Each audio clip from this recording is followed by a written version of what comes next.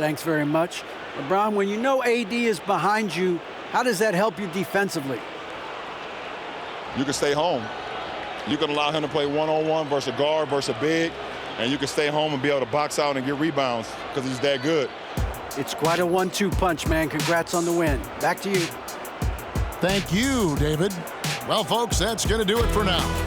For Greg Anthony, David Aldridge, Steve Smith, and the rest of our terrific 2K Sports crew, this is...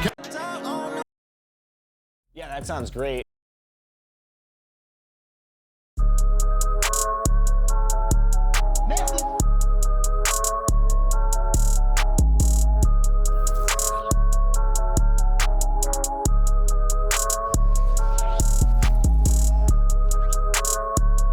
Hey, what's up? Sheesh. All right, here we go.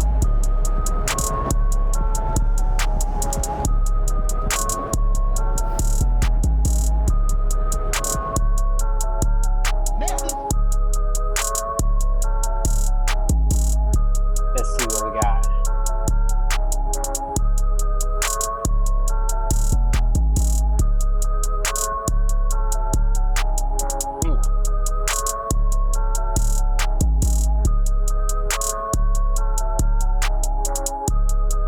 All right, here we go.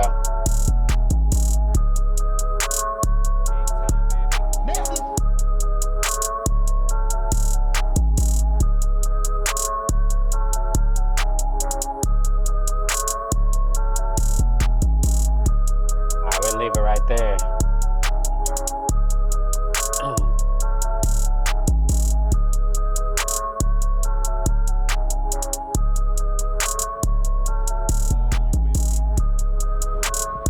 Motherfucking 2K. Been a minute. Let's see if I can even play this shit still. Damn. That shit hot.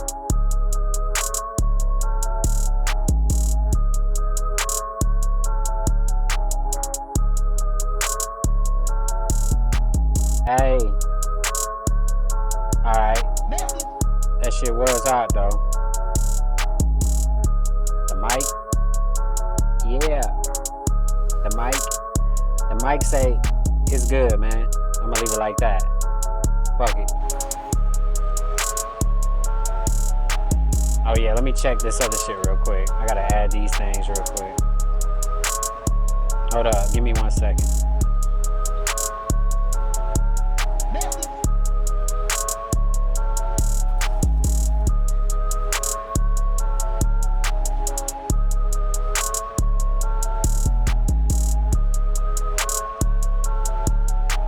Hey, hold up. Right here. There we go. I don't even know what we're gonna watch today.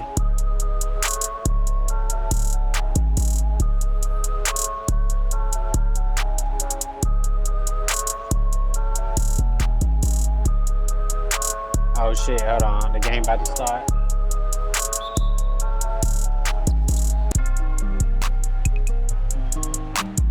Turn this shit down.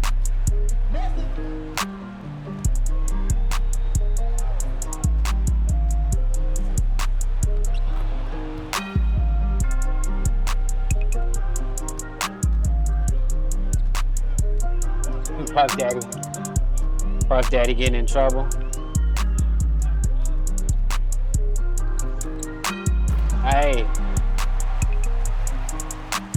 Good pass. Puff Daddy going down.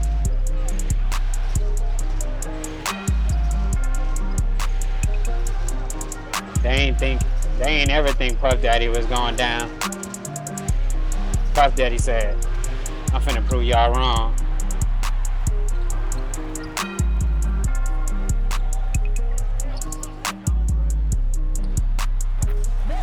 There we go. That wasn't a bad shot.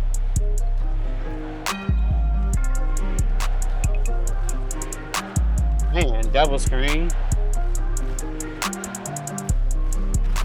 The Joker. The Joker is too good.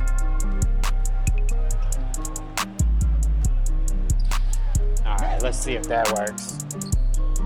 Actually, that looks a little better.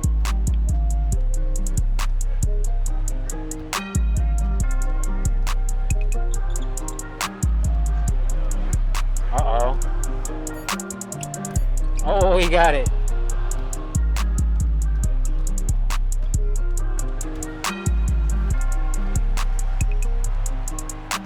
Throw it up.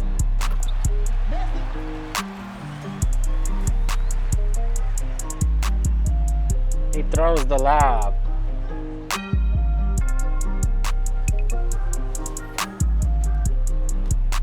Throws it down.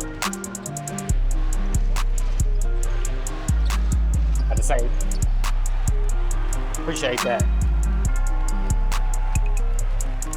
Oh, I blew past him. Oh, look at that. My dude can't make no layups, though.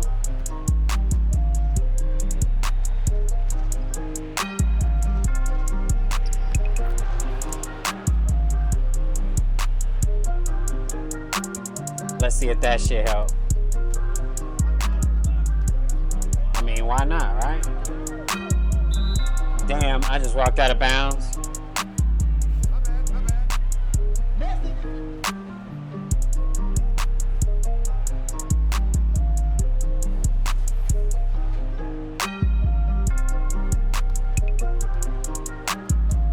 Alright, here we go.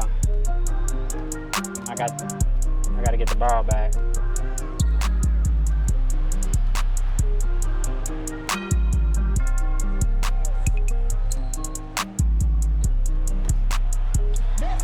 I was about to say, I can get that rebound.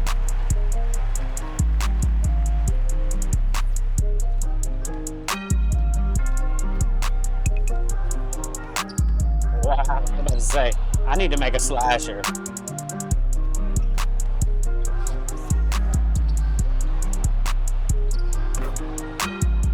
I definitely need to make a slasher. My dude can't dunk on nobody.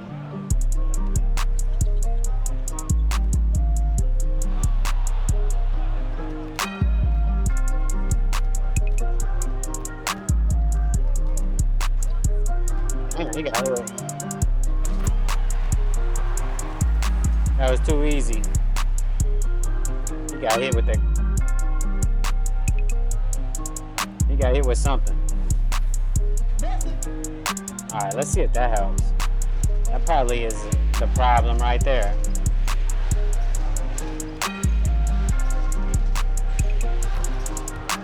Maybe. It could be the problem, huh?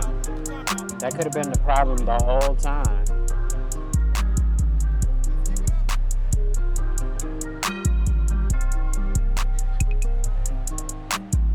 Man, what if that was the problem the whole time?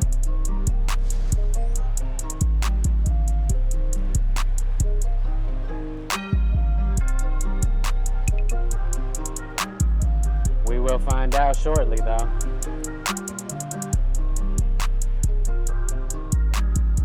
That threshold, yeah. Leave it right there.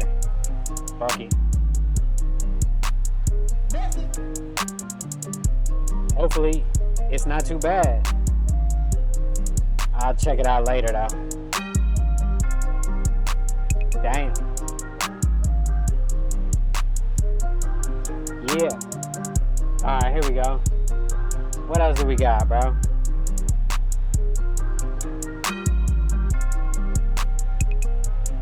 Alright, let's see. What they talking about on this shit? Oh, it's a debate.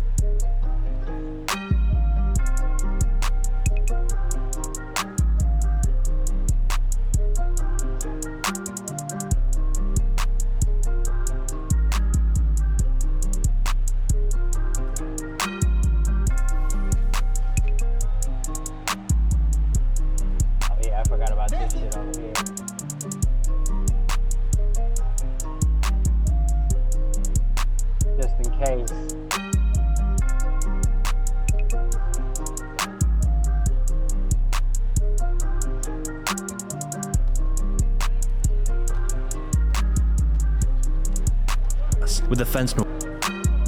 Alright, hold on. Let's see.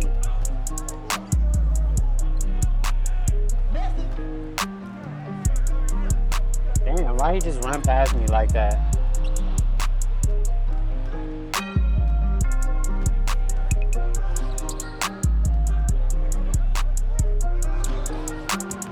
I was about to say, I know he ain't making that.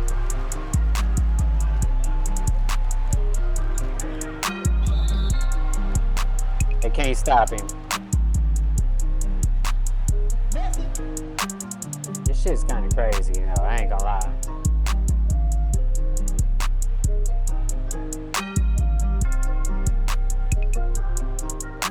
Alright, let me see. Hold on, let me turn that off real quick. Crisis, the 10 cities. The homelessness problem in America keeps getting worse. With the fentanyl crisis, the 10 cities, and rampant crime, over 650,000 Americans now live on the streets. And it's not much better when you go one rung up the economic ladder. The majority of working Americans are stuck in meaningless jobs, slaving away in office cubicles just for the thinnest of safety nets. Or they're part of the new gig economy, where one injury a bad month can drop you into a pit of destitution. With rent skyrocketing, corporate greed at an all-time high, and the homeless population exploding, America is reaching a breaking point. Will the death of the homelessness problem in America keeps getting worse. With the fentanyl crisis, the 10 cities, and rampant crime, over 650,000 Americans now live on the streets. And it's not much better when you go one rung up the economic ladder. The majority of working Americans are stuck in meaningless jobs, slaving away in office cubicles just for the thinnest of safety nets. Or they're part of the new gig economy, where one injury a bad month can drop you into a pit of destitution. With rent skyrocketing, corporate greed at an all-time high, and the homeless population exploding, America is reaching a breaking point. Will the death of the 9-to-5 work week change anything, or is the gig economy going to be even worse for people? Well, let's unmask who's profiting from the crisis and how they exploit the suffering of others. You see, in America, the middle class is dying, and it has been for some time now. Over the past few decades, millions of people have been cut off from ever being able to buy a house. For most, the means to move up in society are locked behind tuition fees, and even an education no longer guarantees a high-paying job. Meanwhile, massive rents have kept anyone who isn't filthy rich from being able to afford a deposit. Wages stagnate while house prices have kept on rising. This process has accelerated recently. A 2023 survey found that 78% of Americans live paycheck to paycheck, 6% more than last year. Soon, there won't be any middle-class people left. So what's the world like for that 78%?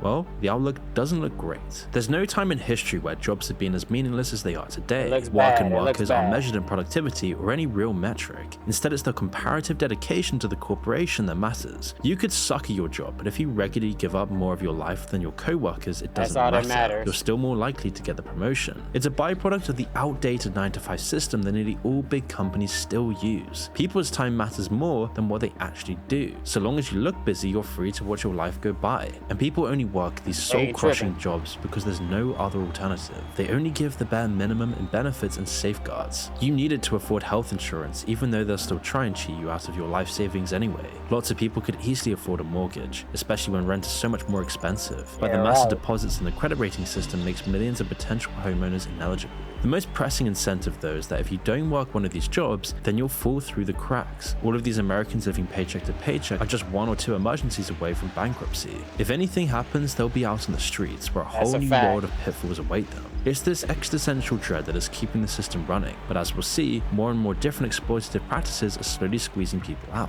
Every state has its portion of homeless people, but California has the dishonor of being responsible for the most, with this homeless population currently reaching 181,000 people. That's nearly 30% of the entire homeless population in America. Homelessness in California has been a big ongoing problem. The complex and growing problem of homelessness has now become a political football. But California is really in, I think, really terrible shape. The problems with homelessness, the problem with poverty, the problems with the schools. So how did a state with one of the highest average incomes become the one with the biggest homelessness issue? And why is it only seemingly getting worse? You see, when people think of California, they think of sunny days, pleasant temperatures, a plethora of good jobs, culture, beaches, and open space, big single-family family homes with lawns and maybe a pool. It's an image that's long been thought of as the Californian dream. It's the perfect place in America that people from abroad see. But unfortunately, much of this dream is an illusion. Now, the state does undoubtedly have one of the biggest economies in the world. All the money is here, and all the job opportunities. But with this means the cost of living is also insanely high. So if you lose your job, you're definitely not going to be able to afford your rent. Even working class families with multiple streams of income are dangerously close to losing their homes. All it would take is one poorly timed disaster and they'd all be out in the street. Unfortunately, this has been the case for quite a few families, specifically those who get into medical debt after a birth or an expensive surgery that their insurance wouldn't cover. Once people end up on the street, it's very tough to get off of it. Many of those who end up on the streets are pretty traumatized and suffering from mental illnesses, which are only worsened by their living conditions and stress. Many can't even cope with homelessness, often turning to drugs or alcohol to escape these bleak realities. Unfortunately, this usually leads to fatal overdoses. 80% of the deaths to date in 2023, overdose deaths, are now caused by fentanyl. Last year alone, there were 806 drug overdose deaths, just reported in San Francisco alone, and it's been estimated that almost all of them were fentanyl related. Unfortunately for homeless Californians, it's even more difficult to find shelter. The state has very little in regard to shelter and services for the homeless, but that's not for the lack of trying. In 2023, San Francisco shelters have capacity for 3,240 people. That didn't even cover half of those who were living on the streets. Since 2020, the wealth of the top 5 billionaires has more than doubled, contrasting starkly with the struggles of 5 billion others worldwide, where homelessness has surged amid profound inequality. Oxfam International exposed this gap as world elites gathered at the World Economic Forum in Davos earlier this year, an event often seen as symbolizing the dominance of global capital over key institutions. I came across this article from Commentarium talking about Oxfam's report and used Ground News to see how other outlets covered it. Ground News found 240 articles, including the report itself. This one highlights how billionaires like Jeff Bezos and Elon Musk contribute to what Oxfam describes as an inequality crisis. And this article reporting on the decade of division is from the Washington Post, and as you can see, it's owned by Jeff Bezos. The Ground News Bias Insight actually shows me that 9% of these articles are from sources owned by individual millionaires and billionaires. If you don't already know today's sponsor, Ground News does a really great job at making news completely transparent. Their app and website gathers related news articles from around the world on any topic with context like a source's political leaning, reliability, and that was a good way to sneak in an ad, though. I'm not gonna lie. Them from getting any real help. It's part of the reason why so many homeless people come to San Francisco or other large cities with similar problems. With so many people on the streets, open-air drug markets begin to form. So culturally, San Francisco has been very tolerant of drug use since the 19th century. It had opium dens that it was the last to shut down of anybody in the 19th century. Occupy brought a lot of tents into the homeless community. Interesting. In 2011, I mean, I remember around in Oakland, where I was working at the time, there were all these Occupy tents at the down in front of the city center, and the same thing in San Francisco. And then after Occupy ended, the activists, the anarchist activists, just gave the tents to the homeless. And you know, it seems like a nice thing to do, right? Like, here, you have a tent to stay in. It seems like the compassionate thing to do, but then it basically just grew out of control. And so San Francisco, like lots of other cities, has given up on trying to completely solve the problem. Instead, now they just contain it, with certain parts of the city getting informally designated as the ghetto, where all the homeless people are allowed to exist. You can walk just 2 blocks in some parts of the city, and you see both towering skyscrapers as well as abject poverty. In these ghetto areas, drug dealing is ignored by authorities, and the neighborhood becomes a 24/7 drug market. Any homeless people trying to leave and sleep elsewhere in the city get moved straight back into the ghetto. It's all about containing the problem rather than actually solving it. In this environment, stronger and stronger fentanyl keeps people hooked far more effectively than heroin ever did. It also kills them far more quickly. But the city and the gangs don't care. Harder drugs and more homeless people to become victims are what's driving the increased fatalities. Some organizations like Urban Alchemy have attempted to rectify the situation by creating tent villages inspired by the communities that began popping up around San Francisco. These villages are constantly filled and are supposed to act as a step between the streets and permanent housing. Unfortunately, only about 2% have made the transition. While some of that is because of those living in the village have become used to their way of life, the biggest reason is that California doesn't currently have the facilities to provide the homeless with permanent housing. Dead bodies on the streets piling up in these giant cities across America. But there are other measures the city takes to keep the problem isolated. If you live in a city, you'll probably recognize these techniques going on where you live as well. Cities put divides on the benches so nobody can sleep on them. Shops will have iron spikes on the ground outside their windows, preventing anyone from taking shelter there overnight. They use all these same techniques that buildings use to stop pigeons making their nests, because this is how they really see these people. The state did begin work on several housing projects. However, the process of getting permission to build permanent rectify the situation. He said this is how the states see these people, as pigeons.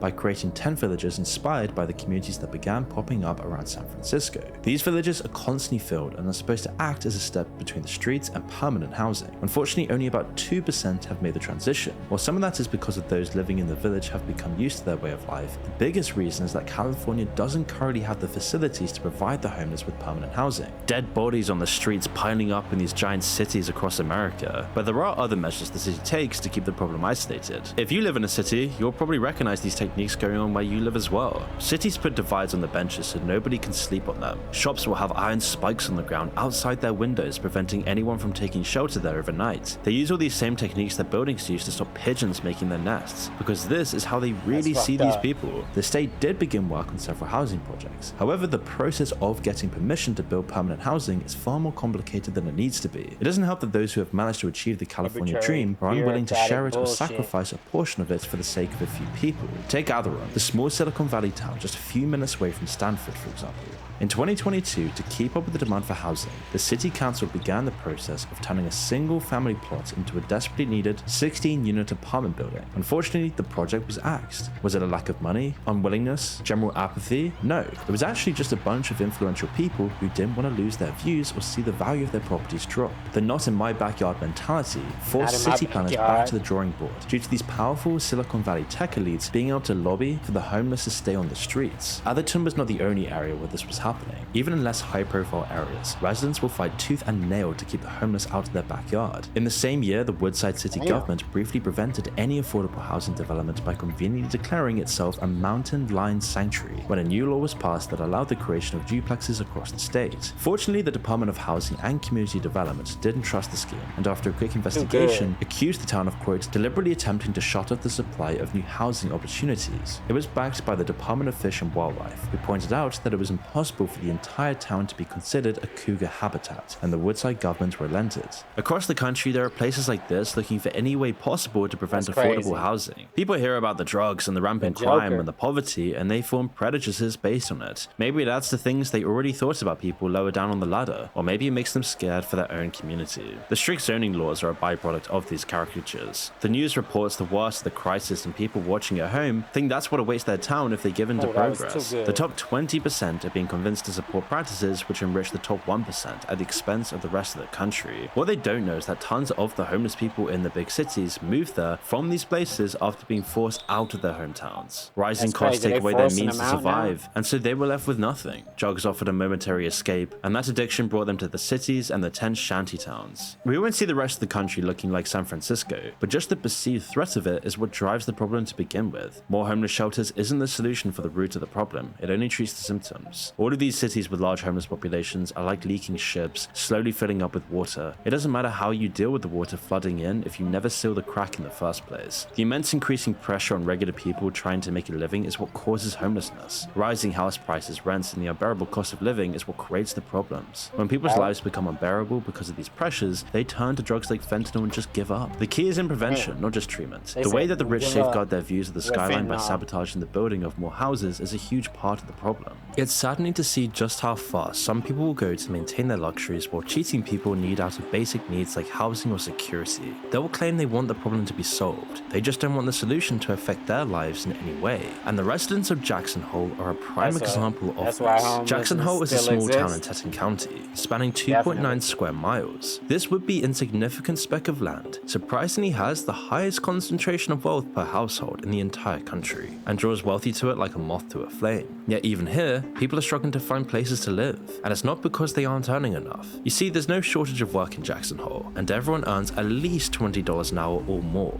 But this still isn't a livable wage in a place like Teton County. People in the working class can't afford rent, and if their employees don't provide housing, they're forced to live in one of the few shelters in town. Well, you can't stay in the employee housing if you don't work the hours we tell you to work. And they basically made me homeless. And whilst this might work for singles, there are no spaces for unhoused families, meaning they either have to pay a ridiculous amount of rent or live on the street. Recognizing this was an issue, the Jackson Town Council began development for a 48-unit housing project that would be placed near the town's rodeo and fairgrounds. However, the residents of Jackson Hole were not pleased. They immediately began protesting the project, with many claiming that the area designated for the project was part of a piece of their heritage. One resident claimed that the housing problem would never be fixed and that this housing isn't what the town needs. So the town of Jackson is trying to move the rodeo and fairgrounds out of the heart of Jackson, and we cannot let that happen, and we need your help. Despite these protests, development on the project has begun, and some are worried that once the project is complete, the building will be converted into luxury apartments, but they've been assured this won't happen. This not in my backyard mentality doesn't affect everyone. There are definitely people who care about the homelessness crisis and do everything they can to help. Unfortunately, their good work is usually overshadowed by lobbyist groups and organizations who are more than willing to profit off of the vulnerable, even if it means leaving them without a home. It's a sad fact that the regular 9-to-5 jobs just isn't enough to survive anymore. The gig economy is making people more and more insecure in their position in life. Rising rents and cost of living have outpaced wage growth for years. People need a new way to work and live, and that's why people are turning to gig work in the first place. You can supplement your income or give up your job entirely. One benefit of this is that you're actually paid for your work rather than just your hours. The mind-numbing bureaucracy and useless pretending of regular jobs isn't there with gig work. It definitely isn't a solution. Gig workers are even less protected than employees. They're responsible for the upkeep of their vehicles or their own office space. They don't get health insurance or sick pay or anything like that. The gaping pit of homelessness is even closer and easier to fall into, especially as many of these people in the gig economy don't actually make that much more. The route out of this crisis isn't giving more power to corporations and the tech industry. We need real reform for employees and enough pay to survive, not just a riskier, more exploitative alternative that might pay better if you're lucky. In cities like New York, where rent is rising exponentially, while people's incomes barely move, people are forced to look for cheaper housing options if they want to stay off the streets. The cheapest option available is trailer parks, or let's rather use the rebranded name manufactured housing communities. These homes were inexpensive and gave people the security of having a place to stay, when the only other option was a shelter. They were still paying rent on the land, but at least they owned their home, even if they were dealing with bad credits. Homeowners at this Largo over 55 manufactured community tell us that their lot rent could skyrocket too. Unfortunately, people are always finding new ways to make money, and big corporations have decided that these poor communities, just barely managing to keep themselves off of the street, are the perfect place to make a few extra bucks. Impact communities and Haven Park communities began buying the land, housing these communities, and immediately raising the rent higher than some could afford. People who once felt the security of owning their own homes were no longer safe from homelessness, and those who were renting the land and their homes were even worse off. The corporations showed very little empathy for these people who live on their land, and have no problem evicting those who don't follow their guidelines. They take advantage of these vulnerable communities without any remorse, and are often favored by the law in these situations. Consider rent-to-own deals. They're just one way that corporations are profiting off the decline. Corporate landlords will do anything to make more money, which means there's going to be a lot more casualties along the way. More people get squeezed out of their old lives and into homelessness. Life takes its toll and people try to find an escape. Every rent increase or house bought by a corporation makes life a little bit harsher. You can see why more people become homeless every day under these conditions. They simply let go. But for some, this awful situation isn't a societal issue to deal with.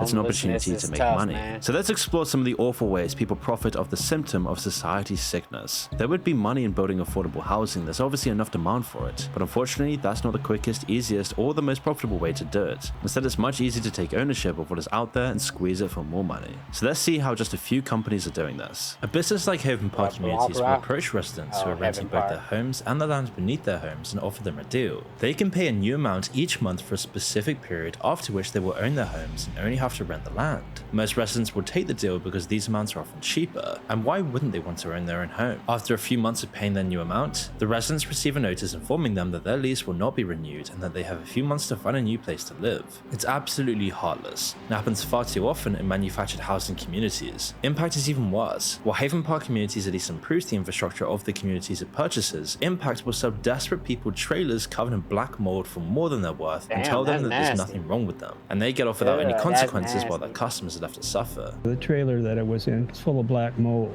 The furnace would come on, it was like I was strangling, I couldn't breathe. And the more I investigated it, the more I found out what was wrong with the trailer. Frank Rolfe, the owner of one of these mobile home businesses and the entrepreneur who has become the face of the industry with his university for potential mobile home park investors, wasn't afraid to say what everyone knows to be true about this industry. Quote, one of the big drivers to making money is the ability to increase the rent. If we didn't have them hostage, if they weren't stuck in these homes in their mobile home lots, it would be a whole different picture. And the use of the word hostage is very telling of the way these corporations view their customers and how poor they're willing to treat them to get what they want. Rolfe doesn't seem to care that the communities he buys can't afford the rent he's charging them, and he even seems to enjoy that his customers can't afford to move their houses, or rather, he sees it as yet another business opportunity. So if you take the standard mobile home lot rent in 1960, it was about $60 a month. And in today's dollars, that would be equivalent to $500 per month. That's crazy. Yet our average lot rent in the U.S. is only running about $280 a month. So there's massive room to increase the rents, and obviously that's a huge driver from a profitability standpoint. Now, he either fundamentally misunderstands the situation, stating that those who are unhappy can sell their homes, walk off and abandon them, or he's happily making a fortune by taking advantage of those who basically have nothing left to their name. So then what happens to these people whose homes are essentially stolen from them? Well, they're thrown into a system that seems more concerned with keeping millionaires' pockets filled than providing the homeless with a bed. So they're not tackling the root of the problem at all, really. Clamping down on these practices would have a direct effect on keeping homelessness down. Less people would be forced out of their homes, and therefore less people would become homeless. But these are powerful companies pouring billions into the scheme of exploitation. So instead, lawmakers in cities throw their money at fantasy solutions that look good for campaigning but do very little to solve the actual problem. So let's delve into some examples of this. The American government awards multi-million-dollar contracts to various organizations every year in pursuit of fixing the homelessness issue. Unfortunately, while many of these organizations' employees are working themselves to the bone, making well below what is livable and doing everything they can to help, the CEOs and higher-ups aren't willing to make the same sacrifices. Take, for example, the Core Services Group. Since Jack Brown began running the nonprofit in 2017, it has become one of the highest paid shelter operators in New York City, with the government having invested $352 million into its operations. And the fact that Brown was involved in an early 2000s Albany bribery scandal and accused of fraud by a former employee at Correctional Services did very little to deter New York City officials from giving him taxpayers' money. Under Brown's leadership, Core seems to be doing exactly what it has been contracted to, and providing the homeless with valuable services. However, people became suspicious of Brown's business ventures. During this time with the organization, he started a security guard company, a maintenance company, a catering company, and 2 rental companies. Brown hired all of them to assist Core in their endeavors. But where on earth was he finding the revenue to run all of these businesses? Well, following an audit and investigation, it soon came to light that helping the homeless wasn't nearly as high up on Jack Brown's agenda as filling his own pockets. What a surprise. Not only was he earning $1 million a year through his bonus from the government and from what the nonprofit was paying his various companies, but he had hired members of his family, all of whom were earning high 6-figure salaries, and was granting his employees perks such as cars and gym memberships, which he reportedly spent over $460,000 on. And the worst part of all of this is that besides the nepotism and the fact that he was taking money from those who desperately needed it, his companies weren't even doing their jobs properly. The catering company provided shelter residents with rotten food, while the maintenance company allowed them to live with rats and mold. Even Brown's security company was useless. Guards would often sleep on the job or turn a blind eye where residents would do drugs or fights broke out. One of the residents who stayed at the largest Core shelter for over a year before eventually leaving in September of 2021, probably because living on the streets was actually safer, said that a lot of money was going into the shelter, but it wasn't going to the homeless. Because of the scandals that arose, the New York State government eventually cut ties with Core. However, the organization still had the gall to claim the city owed it $37 million, and that the mayor was using it as a scapegoat. Core's PR firm, Marathon Strategies, was trying to claim that Brown was paying himself a perfectly reasonable salary as it lined up with what CEOs with similarly sized businesses were earning. But given the state of the shelters under Core, that wasn't going to fly. They all agree and say they're not rushing into shelters like this. Dirty toilets, broken tiles, garbage-strewn facilities documented at the New Dawn Homeless Shelter in Harlem. A hard sell for outreach workers trying to convince them to enter city shelters. And unfortunately, Core Services isn't the only organization willing to take advantage of homeless people. Help USA, another nonprofit founded by former Governor Andrew Cuomo, overseen by his sister Maria Cuomo, was tasked with providing services and low-income housing to the homeless, and yet it's doing the bare minimum. You see, this organization runs the Clark Thomas Mental Health Shelter, a 233-bed shelter for men based in New York. Residents are plagued by heat outages, sewage, and water main breaks because of rotten pipes, black mold, rotten food, prison-style beds, and issues with electrical wiring. The building the shelter is using was actually deemed a safety hazard in 2017, yet lined up with what CEOs with similarly sized businesses were earning. But given the state of the shelters and decor, that wasn't going to fly. They all agree and say they're not rushing into shelters like this. Just like Dirty jail, toilets, man. broken tiles, garbage-strewn facilities documented at the New Dawn homeless shelter in Harlem.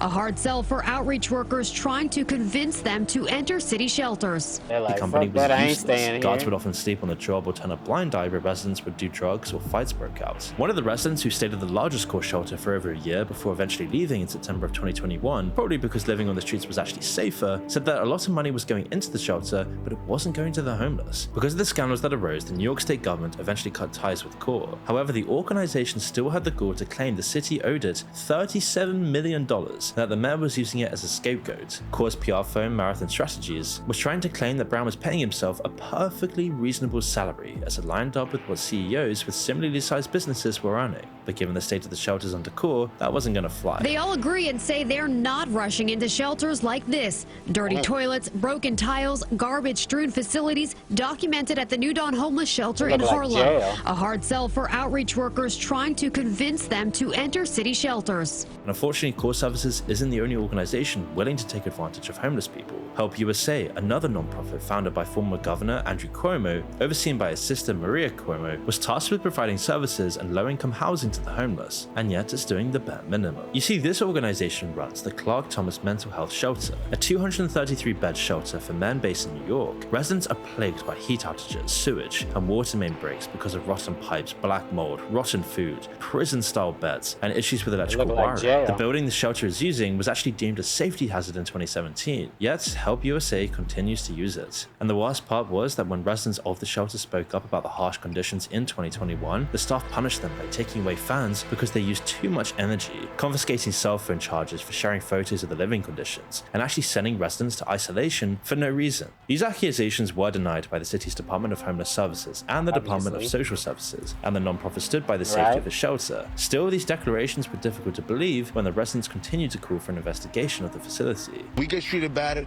They get treated better than us. That's not fair. They treat you wrong, like you're lower than nothing. While it would be easy to blame the growing homelessness crisis on greedy CEOs who are willing to cut whatever corners necessary to make a quick buck, most of the time the issue is actually a lot more complicated, as some of the problems are caused by an unfortunate combination of poor management, bad incentives, and a lack of communication and collaboration between different organizations. The Los Angeles Homeless Services Authority distributes over $800 million between different nonprofits. It receives government funds, grants various organizations the money they need for different projects, and then determines the best course of action based on the success of those projects. Unfortunately, the way they run things is completely flawed. The LAHSA works with many organizations and has to keep track of each one with a system that makes it very difficult for the organizations to actually do anything. Every nonprofit the authority partners with is contracted for a specific role and set of responsibilities, which causes quite a few problems, as each nonprofit wants to protect its role and ensure that people working for it keep their jobs, meaning there's often disagreements over responsibilities with other nonprofits, and the lack of direct communication between the nonprofits doesn't really help.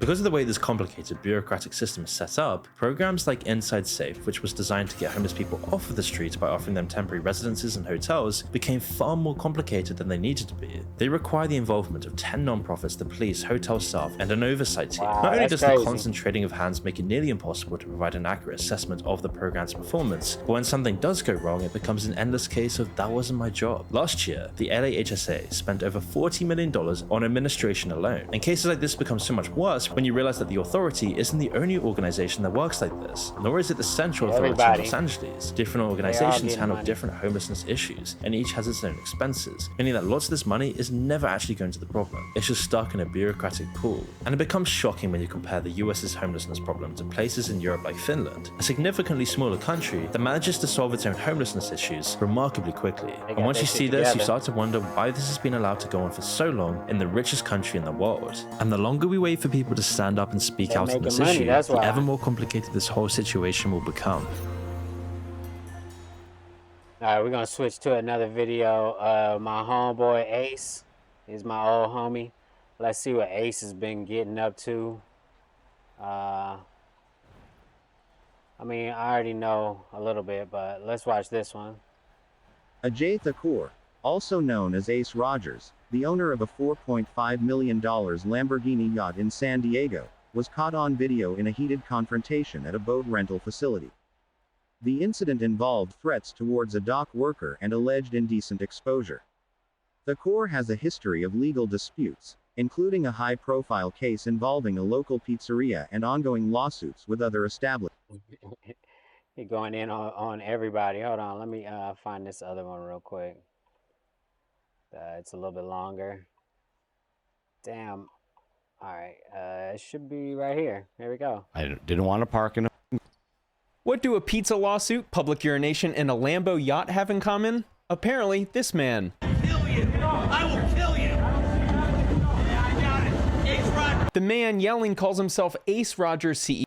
AJ Thakur, Ace Rogers. But yeah, the old homie. But yeah, we're gonna get to that shit in a second. Hold on. Let me try to oh shit. Try and get 3 seconds. Oh shit, got him. Alright, let me yeah, shout out Spencer for doing the video. And but yeah, this is the homie Ace Rogers. We might watch a couple more interviews with Ace in it. But yeah, let's get started. Fuck it. What do a pizza lawsuit, public urination, and a Lambo yacht have in common? Apparently, this man. Kill you! I will kill you! I got it.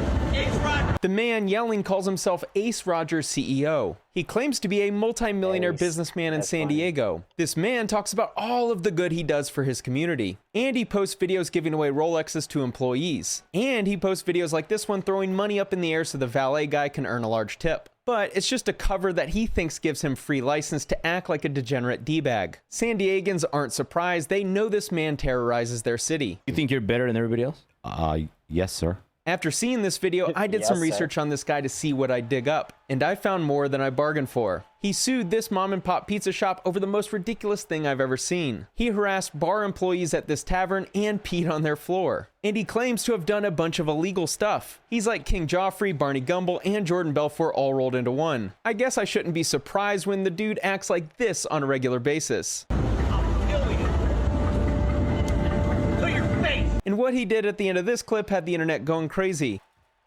The video itself caught everyone's attention, but what I saw in the comments led me to make this video. The guy's a clown. If you've been to La Jolla, you'll know who he is. Total D-bag that acts like he's untouchable. He drives his Lambo up and down La Jolla Boulevard, revving it all day, acting like he's some kind of alpha lion roaring. Pathetic. It seemed like It's funny that they're like, if you've been to La Jolla, you know who he is.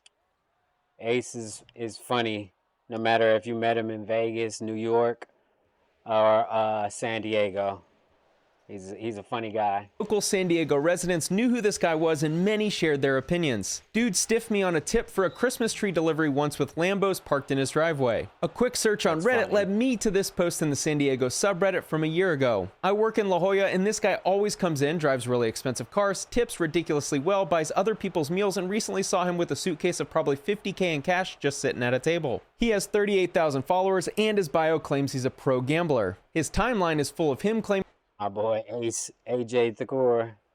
He got the internet going crazy right in La now. Jolla, and this guy always comes in, drives really expensive cars, tips ridiculously well, buys other people's meals, and recently saw revving it all day, acting like he's some kind of alpha lion roaring. Pathetic. It seemed like local San Diego residents knew who this guy was and many shared their opinions. Dude stiffed me on a tip for a Christmas tree delivery once with Lambos parked in his driveway. A quick search on Reddit led me to this post in the San Diego subreddit from a year ago. I work in La Jolla and this guy always comes in, drives really expensive cars, tips ridiculously well, buys other people's meals, and recently saw him with a suitcase of probably $50K in cash just sitting at a table. He has 38,000 followers and his bio claims he's a pro gambler. His timeline is full of him claiming to win money gambling, his Lambo yacht, and his expensive car collection full of luxury vehicles. If there's one thing I know about people like Ace who behave the way he does, there's always something hidden beneath the surface, so I started digging. When I lived on his street, he was always driving in an extremely reckless manner. He always was smoking marijuana while driving. Unsurprisingly, he wrecked one Ferrari on Torrey Pines and crashed into a family in the Shores.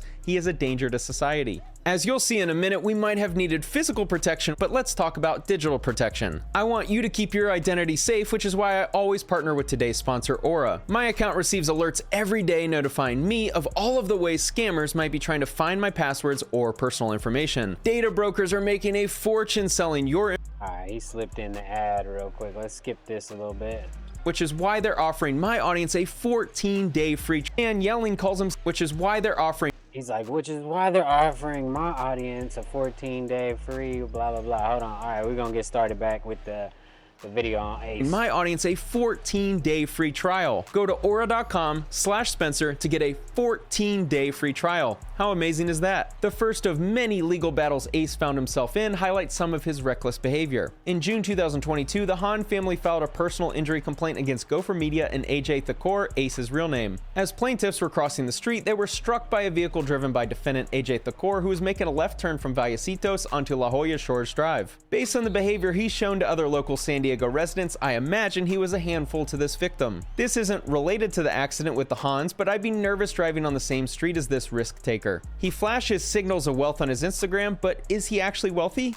I started an Arizona basketball website just because I'm a U of A graduate. Their Instagram reached 17,000 followers and covered Arizona basketball pretty extensively, until February 2017 when Ace posted an RIP message. Based on this Instagram post, he claims to be at the beach during the weekdays and the books in Vegas on the weekends. This was his fleet of cars in San Diego at the time. And a month later, he posted a picture of his new office in Del Mar. Del Mar is an upper scale area in the north side of San Diego, California. So I think it's fair to assume he was financially well off at this time, but he also is comfortable sharing some of his illegal behavior. Let's do illegal. Illegal. Ace has always been well off.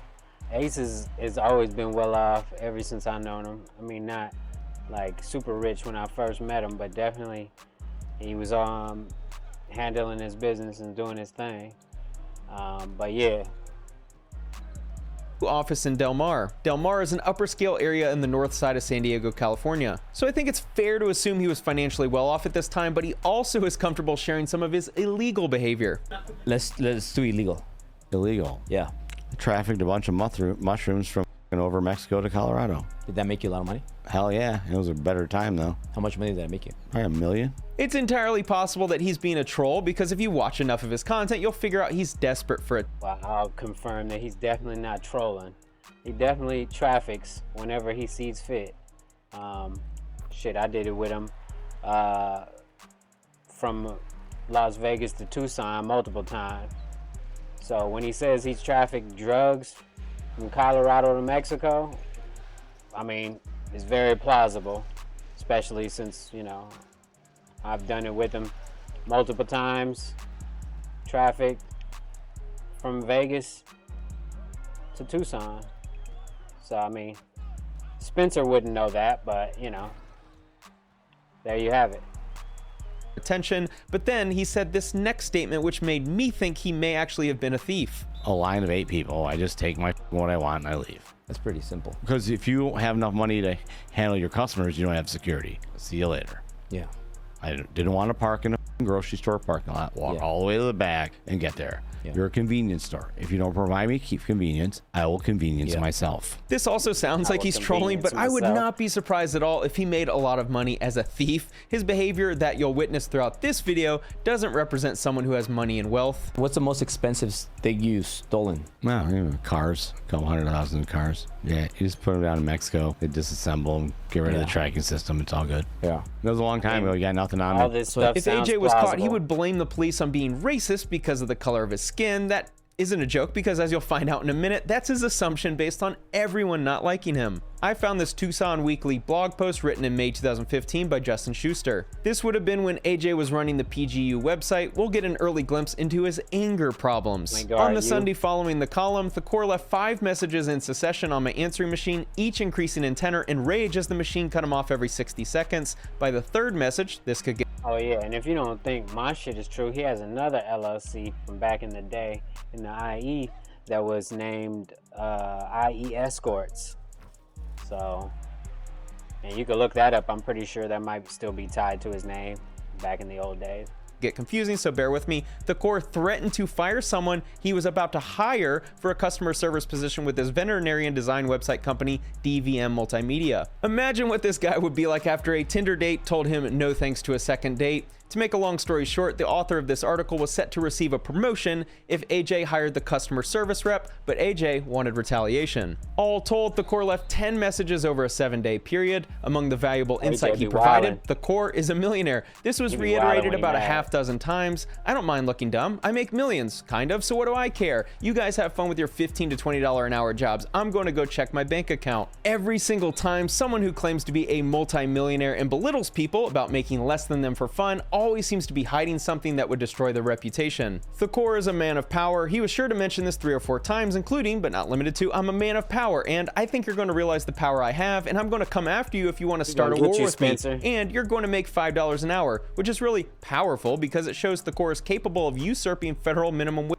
If I was Spencer, I'd be worried though, because Ace, now that Spencer made this video, Ace is going to definitely be on your heads.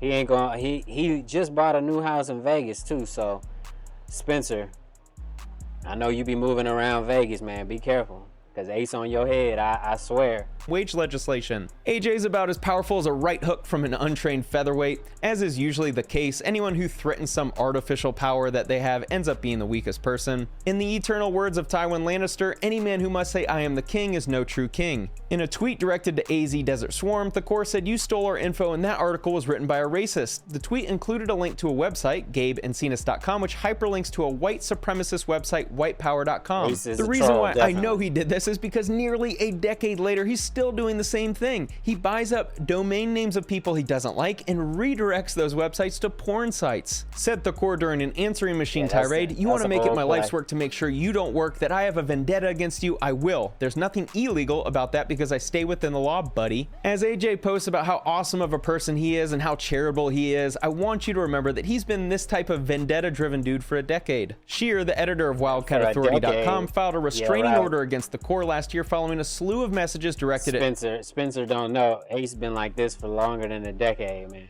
Sheer's wife. Sheer says Thakor also called TUSD while he was a substitute teacher, claiming Sheer wasn't utilizing his time in the classroom properly, instead stealing information from Point Guard U. Remember everyone, this is a multi-millionaire and a dude with a bunch of power, spending his free time calling a school to rage quit on a substitute teacher. You wouldn't sell your dog? Nigga, please.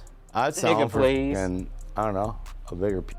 We're obviously dealing with a mature multi-millionaire philanthropist. Thakor last year following a slew of messages directed at Sheer's wife. Sheer says Thakor also called TUSD while he was a substitute teacher, claiming Sheer wasn't utilizing his time in the classroom properly, instead stealing information from Point Guard U. Remember everyone, this is a multi-millionaire and a dude with a bunch of power, spending his free time calling a school to rage quit on a substitute teacher. You wouldn't sell your dog? Nigga, please. I'd sell him for, and I don't know, a bigger piece. We're obviously dealing with a mature multi-millionaire philanthropist. He does seem to have a fascination with a certain male body part. You're holding that joint. Aren't you gonna light it up? I don't smoke weed. No? No, I quit. What do you smoke? I don't know. Penises. A little surprise, we haven't even gotten to the section of the video that shows how insane he really is. We do need to evaluate if he actually is rich. Gopher Media, DBA is Dr. Multimedia. We have Local Clicks and Jet Digital. We have Aspen's Doghouse. We have a lot of things under our main LLC, but yes, Dr. Multimedia is our 9-figure company. They have a legitimate location in the Westfield Mall in a nice area within San Diego. Given the size of their staff and the fact that they offer lucrative business services to doctors around the country, I wouldn't be surprised if this is a 9-figure company. How much recurring revenue do you have a month? 60 to 80 million coming in, depending on, and that's just without the gambling. And I wouldn't have any way of evaluating these numbers, but I wouldn't be surprised if it's accurate. Despite AJ being a pretty vile human being, I guess he makes multiple millions of dollars. The numbers are definitely accurate, bro. Ace been making money for a while. This ain't new. Per year. If I'm not making millions of dollars gambling a month, I'm making millions of dollars a month anyway. So do you gamble to the point where you're making mils a month? I do 10 to 40 million a year gambling. Of course this isn't true, which is why I'm skeptical of anything AJ says when it comes to success. Similar to Grant Cardone, AJ makes polarizing statements. See, the only difference between Grant Cardone and Ace is I don't know Grant Cardone. But I know Ace. And the shit he say is real, bro. It's because he has an attention deficit complex. A lot of people don't make $300,000-$400,000. Because they're stupid. You think if you don't make $300,000-$400,000 a year, you're stupid? You're a loser. What makes someone a loser is filing the lawsuits he does against local San Diego businesses and engaging in lawfare attempting to shut them down. Talking about that, you gamble a lot. I'm one of the best gamblers in the world. Of course he's not, but he is world class at one thing, being a scumbag. Ace is definitely the best gambler I've ever seen in person. Yeah, so Spencer, you're totally wrong on that. I mean, but you know, that's fine though. But Ace is definitely, as long as I've known him, been an extremely good gambler.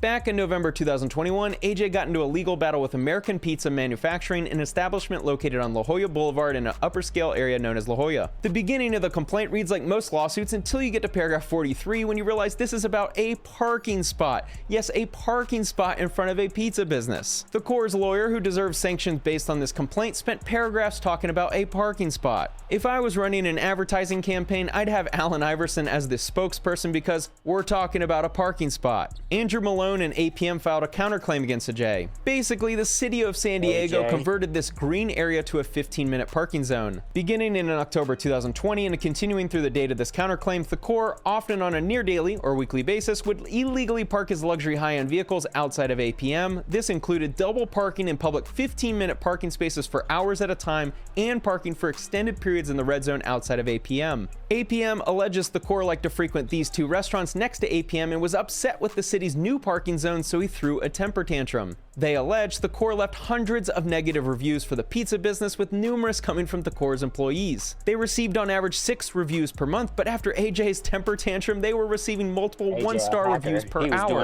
In a complaint filed by former employees of the Core's a couple years earlier, paragraph 28 alleges, upon information and belief, defendant, the Core paid employees to write false. I'm pretty sure he paid employees too, I was about to say, but he also, I'm sure, did a lot of them emails himself.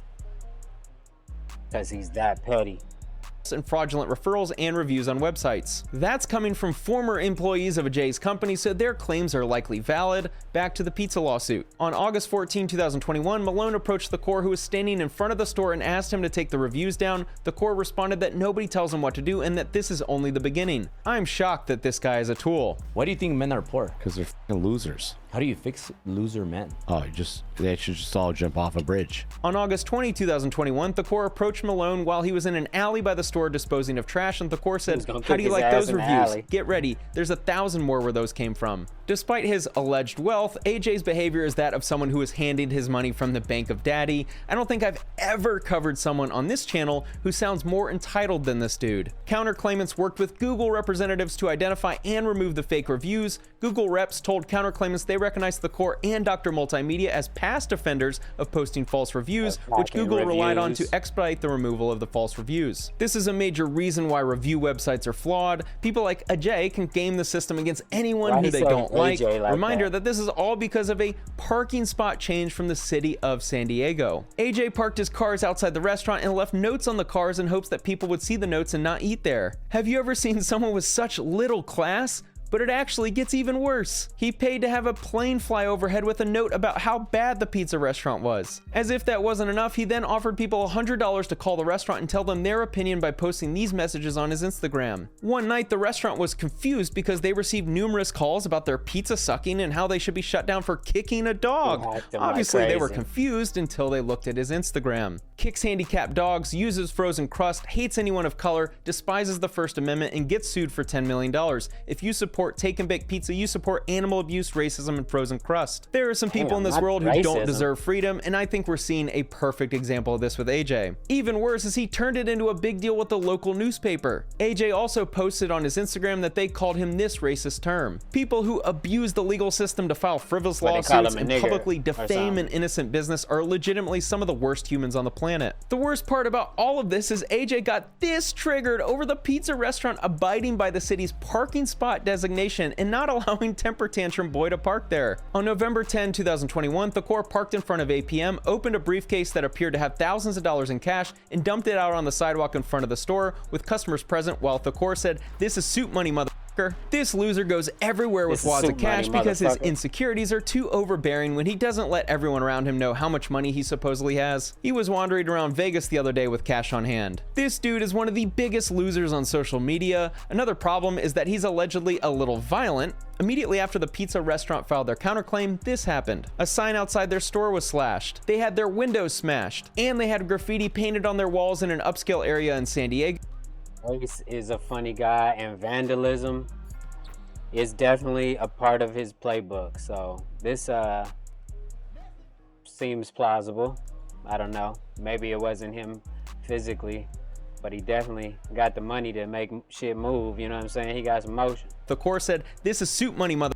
This loser goes everywhere with wads of cash because his insecurities are too overbearing when he doesn't let everyone around him know how much money he supposedly has. He was wandering around Vegas the other day with cash on hand. This dude is one of the biggest losers on social media. Another problem is that he's allegedly a little violent. Immediately after the pizza restaurant filed their counterclaim, this happened. A sign outside their store was slashed. They had their windows smashed, and they had graffiti painted on their walls in an upscale area in San Diego. I wonder who that could have been. Is this how an actual wealthy person behaves? He may have money, but he clearly has zero class and probably has even fewer friends. I'm at this Ogara in La Jolla, and they're my Lambo dealership. Yeah. And this guy, his name's Zach. He's like not the coolest guy in the world, but you know, he's definitely not like transsexual. Yeah. But you know, he might as well be. Despite earning a lot of money, Ace still appears to be in a phase where he's cosplaying as an edgelord. He allows me to be me, and he never judges me. Yeah. No matter what I say, and I say a lot of like, hey, I did this. You're like, yeah, good. I'm like, okay, man, that's like completely illegal. He's like, yeah, that's okay, Ace. Yeah. We love you. Listen,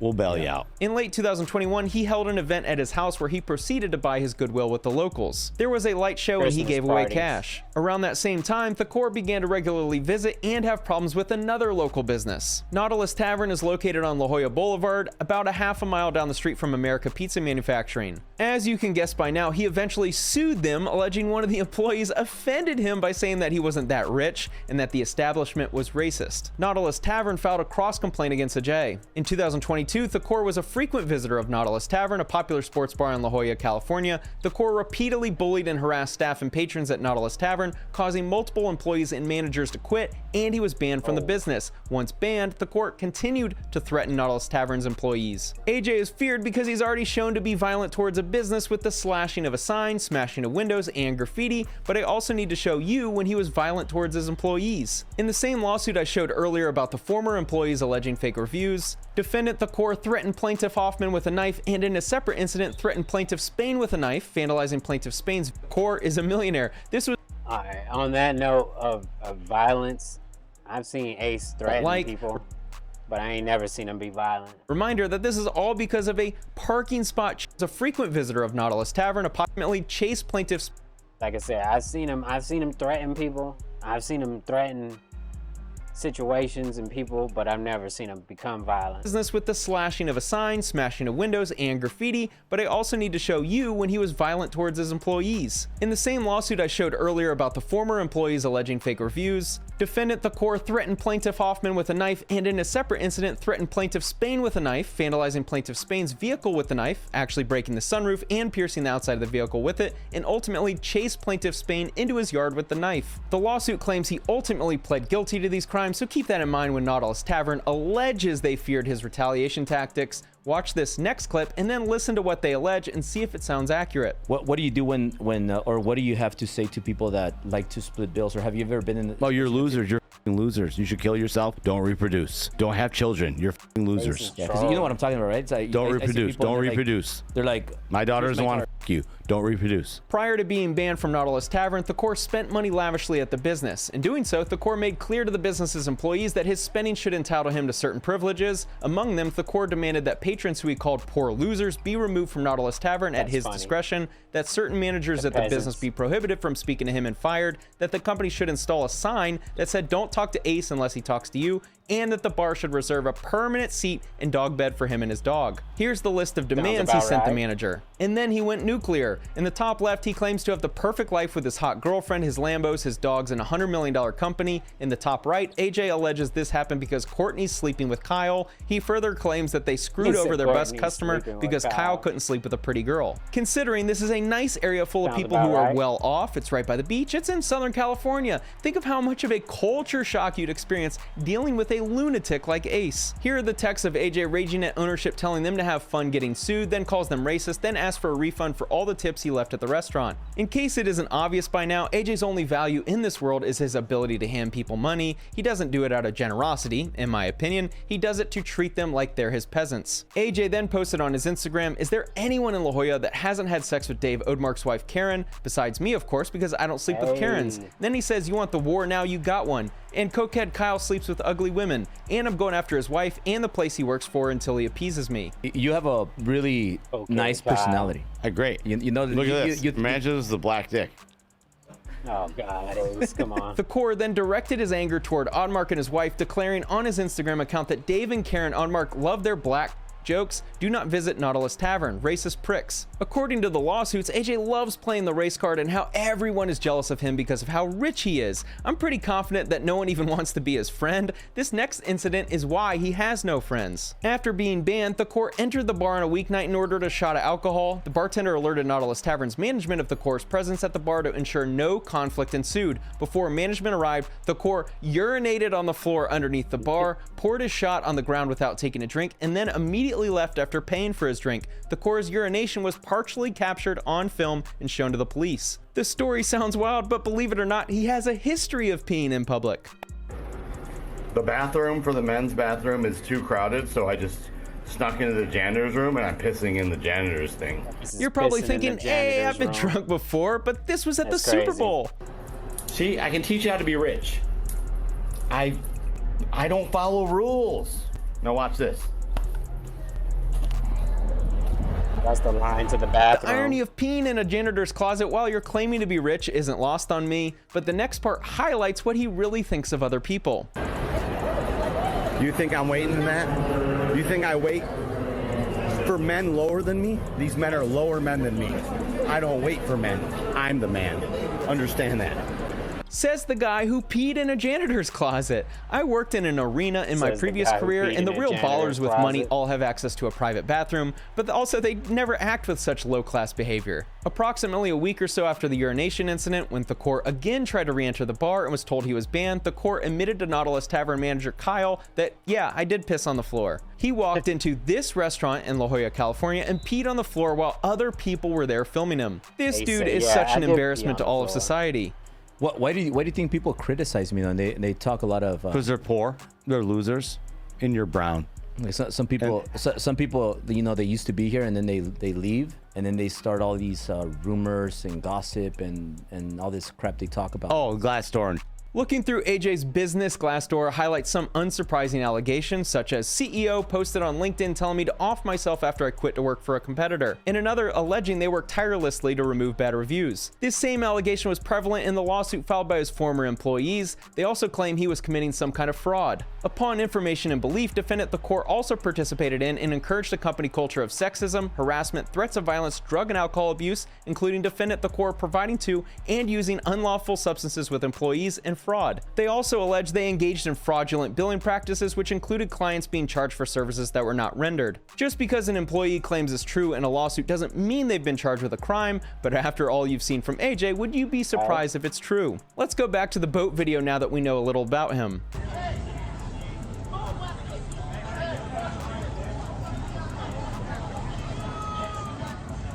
AJ being crazy. He ain't changed.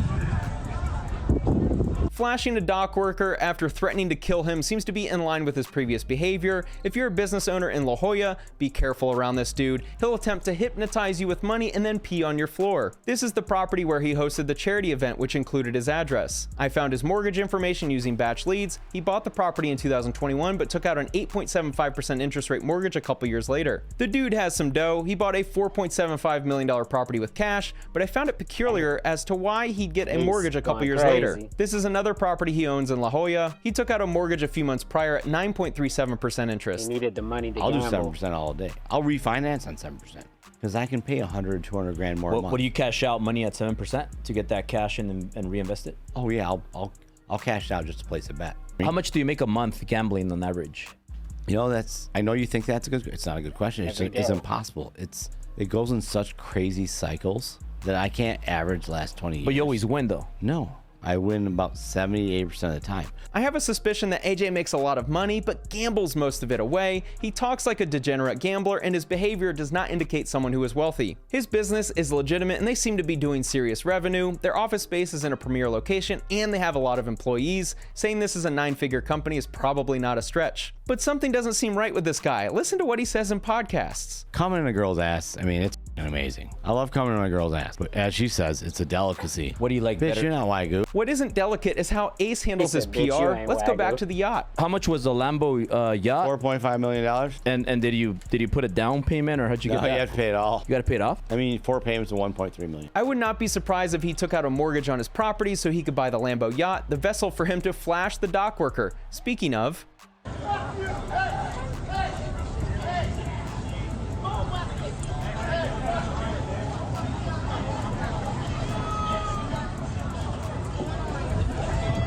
how many crimes can you commit in one YouTube video? Indecent exposure, public lewdness, disorderly conduct, and threatening to kill someone are what I came up with. He not only pees in public restaurants, but now he's flashing dock workers while yelling at them. Man, I'm a double down guy. I'm martingale. If gambling is like his personality, then he's a massive loser. Thanks for watching.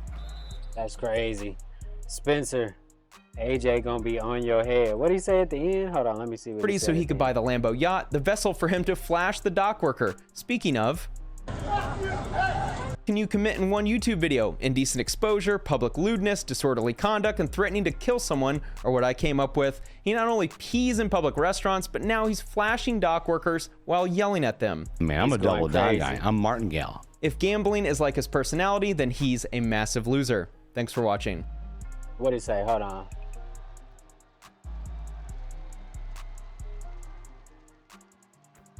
Oh, he wanted to get clarification before he did the video, and Ace already knows about it. Spencer, I'd be careful going further in Vegas. Ace just bought a new house in Summerlin, so be careful. But hey, I'm gonna be right back. Give me a second. I gotta use the bathroom, and yeah, I'll be right back.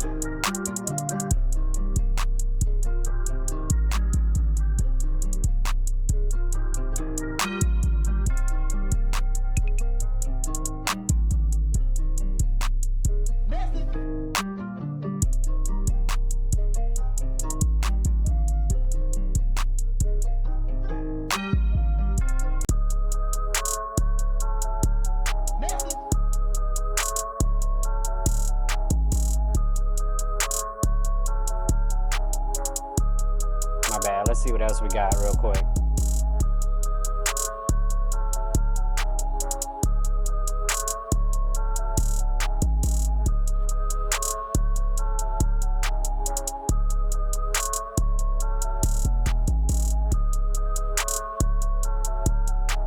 Oh yeah, let me see. Hold on. Give me 1 second. Shoot it from there.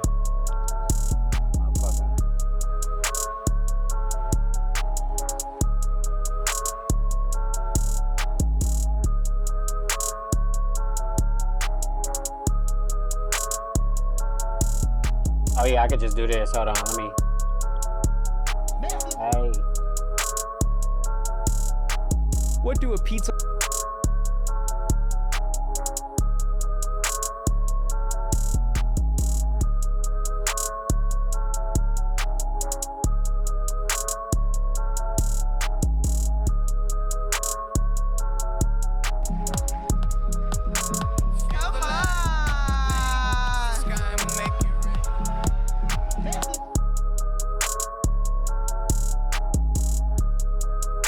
Hey guys, welcome back to Driven Channel, and I'm very excited for this one. You know, you're like the Mexican. Wait, I'm the Mexican Ace. You're the Indian Albert. Fuck yeah, brother. Like, we have a lot of things in common. Yeah, we're rich and brown. Yeah. He said we're rich and brown. And that's the two things. But Yeah. you know what I think we have a lot of a likeness in is that you are a huge risk taker. So you take a lot of risks. And you've talked about some scary things that you've done, and you're not afraid to put all the money on the line, and you grew this big empire. You're Dr. Multimedia. That's your company that you're blowing up. We are Gopher Media. We DBA is Dr. Multimedia. We have Local Clicks and Jet Digital. We have Aspen's Doghouse. We have a lot of things under our main LLC, but yes, Dr. Multimedia is our 9-figure company. Yeah. It is our mortgage, guys. Right. So that's how you make most of your money with the Dr. Multimedia. Yes, most of it, and every few years, gambling makes more than that. So you help doctors, every or few what? years. How does that work?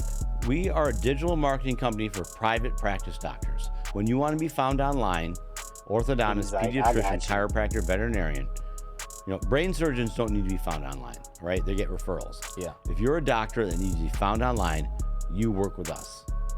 We will make your pediatrician website very colorful and cartoony. If you're a chiropractor, you are going to pay us less than we want to get paid, and we'll make your website dope. But we do every aspect of your digital marketing for private practice doctors. Why do they do doctors? They can pay the fucking bill. Exactly. Yeah. Doctors got the money. When did you discover that? Over a decade ago. I've lost my fortune several times between my father and me. Was a real estate crash, or he invested in Qualcomm and it was going to be $5 million, and now he borrows more from his stock guy, and then it goes to nothing, and now he owes money. Same way the first mortgage crash in He's talking about his dad's situation. What was it, Jabron? 07. Yeah, 07 was the last one. Yeah. Well, everyone told me my house would be worth $1 million. I should have sold that house the day I bought it.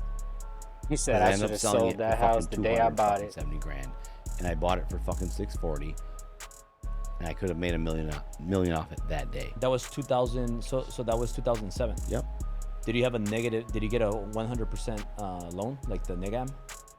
I don't remember the loan. Yeah. I know that the crash, or he invested in Qualcomm. I remember all this stuff because that's when he moved to Vegas. He wanted to live closer to me and my family. He didn't want to stay in Riverside by himself, so he moved to Vegas, around the corner from where I'm at right now. And it was going to be $5 million, and now he borrows more from his stock guy, and then it goes to nothing, and now he owes money. Same way the first mortgage crash in I think it was 1998, 2002. What was it, Jabron? 07. Yeah, 07 was the last one. Yeah. Well, everyone told me my house was gonna be worth $1 million. I should have sold that house the day I bought it, because I ended up selling it for fucking $270,000, and I bought it for fucking $640. That's crazy.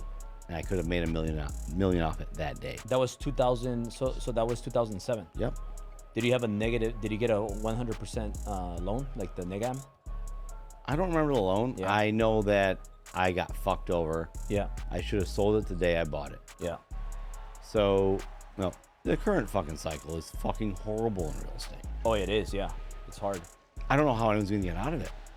Yeah. Me and you can mitigate it because we have cash. We got plenty of money. 7% doesn't mean a lot to me. Give me a 7% loan. It means I pay it off quicker, right? But the normal American can't do that. Right. And they won't. They're not going to go from 3% to 2% to 7%. I'll do 7% all day. I'll refinance on 7% because I can pay 100, 200 grand more a month. What do you cash out money at 7% to get that cash in and reinvest it? Oh yeah, I'll cash out just to place a bet. Talking about that, you gamble a lot.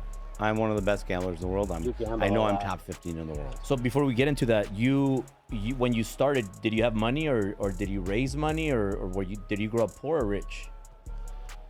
Yeah, I grew up middle class. Middle class. Right. So we weren't poor, but we didn't have money. My dad taught me the same traditional values that your dad taught you. Right. Slow and steady wins the race, right? Mm-hmm. Name a race that slow and steady won. Go name it. Faster and faster wins every race. You know what? Your parents alive? Right, yeah. Who supports them? Who supports them? Who supports them? When your parents need something, are you there? Yeah, of course. So you technically, you're the guy in your legacy, in your family legacy, that changed the script, right? Yeah. And so am I. Isn't that fucking beautiful, motherfucker? Yeah. That's amazing. So you know, a thing about my parents though is that they always they've always been there for me. So when I said I want to get into real estate, I want to start a business, they were like, it's dangerous, don't do it, don't take risks. But then I did it anyways, and they always said, okay, well, you know what? If you need any help, when I was even though we were middle class, poor middle class also, they've never stopped believing in me. Even when I made mistakes and I lost all the money or lost money, they were always like, you know what? Keep your head up, keep trying. And they always pushed me to go after my dreams, even though they were scared. So Latino families, Mexican they stick families, together. but I think the whole Latino community, parents are very overprotective. So yeah, that's I was like a rare, massive risk taker. So I always took risks, and I made a lot of mistakes, and I lost a lot of money. And then my parents, you know, they it's not like they had a bunch of money, but they would have their small amounts that they would give to me because they wanted me to. You got bailed out. Dreams. But they've always had my back. So deep inside, I feel like I can't let my parents down. So right now, you know, I'm a father. I have three little girls, 7, Beautiful 4, girls. and 1. Thank you. They're all named after Ferraris. Italia, Fuck yeah, baby. Italia 458. Fuck yeah, baby. Berlinetta, and then Cali, California. When's the first song we getting here? We're waiting for the Hey, Enzo. For baby. The Enzo. Yeah. So now, you know, I don't know how you feel about this, but now with having all this success, people tell me, or people will give me compliments, but then I feel like, you know what? I have a lot of pressure because I can't let anyone down. So I'm committed to never ever failing. You have to quit otherwise. You have to step down. They have to kill me. You have to step down the moment you don't want the pressure. Yeah. Everyone's going to need a raise here in the next year or two. Everyone's a better lifestyle, and you have to help everyone beat inflation, because me and you can beat inflation like fucking this, right? Yeah. But they can't. And now I, as the leader, if I'm not equipped for this, I have to step down. Okay, a high tide raises all fucking ships, and you are that ship, and I am that ship. But they all want a better life next year. My boy, Sam, everyone who works for me, and so do all your people. They deserve a better life next year, and the fucking government isn't going to give it to them. It's on your fucking shoulders, motherfucker. It's definitely not. Yeah. That's what's fucking going on here, and that's me. The moment I can't do that, I will step down. But that's not fucking. Do you happening. enjoy being in that position, having all that pressure? I fucking love it. Yeah? I fucking love it. Put it all on my fucking shoulders. I will always take care of my people. I have a family, a daughter, and a fucking girl at home who's fucking pissed at me. But obviously. Why is she pissed at you? All the time. She went through my fucking phone. She knows the passcode, and I'm like, I went through my phone too because I was like, oh shit, this What is is gonna in be good. there? I'm like, that's all you found? That's all you found? You should be complimenting me. Right. Like, I crushed it. You found nothing. You found a picture of me at Carbone with 2 fucking blonde girls, and I was just wingmanging Maverick, which our guest kid will be Ace Maverick, but my boy, his name's Maverick. is He's not trying even to, fucking 21 years old. clean He's it at up. Carbone with me. Carbone's Yeah. a good spot. Oh, it's great. I get you anytime Vegas, anywhere. Nothing but 9 pluses. Fuck yeah. So, and I'm like, the girl I'm sitting next, like, she's like all due respect, a fucking 5. Okay, Damn, that's sorry funny. about that. I know everyone's gonna hate me for that. You don't want to rate women on She's numbers. probably watching that. She's probably watching. She's a 5. I'm more pissed at my bitch. By He bitch, said, I mean "I'm all beautiful pissed at woman. my bitch." Ace is funny. For fucking thinking I'd fuck that shit. I fuck 10s, baby. Like, I'm fucking, that's what you found. I'm like, I went through my whole phone because I was like, I'm like, that's what you're going off of? I fuck 10s. I'm literally wingmanning fucking Maverick. Yeah. Because, and I'm not doing shit. You're a loyal man, just like me. Yeah. Okay, I got 7 dogs. It means you're loyal. Mm-hmm. Okay, so I was like, it's all good. I'm showing up anyway. I'm going to Vegas on Friday.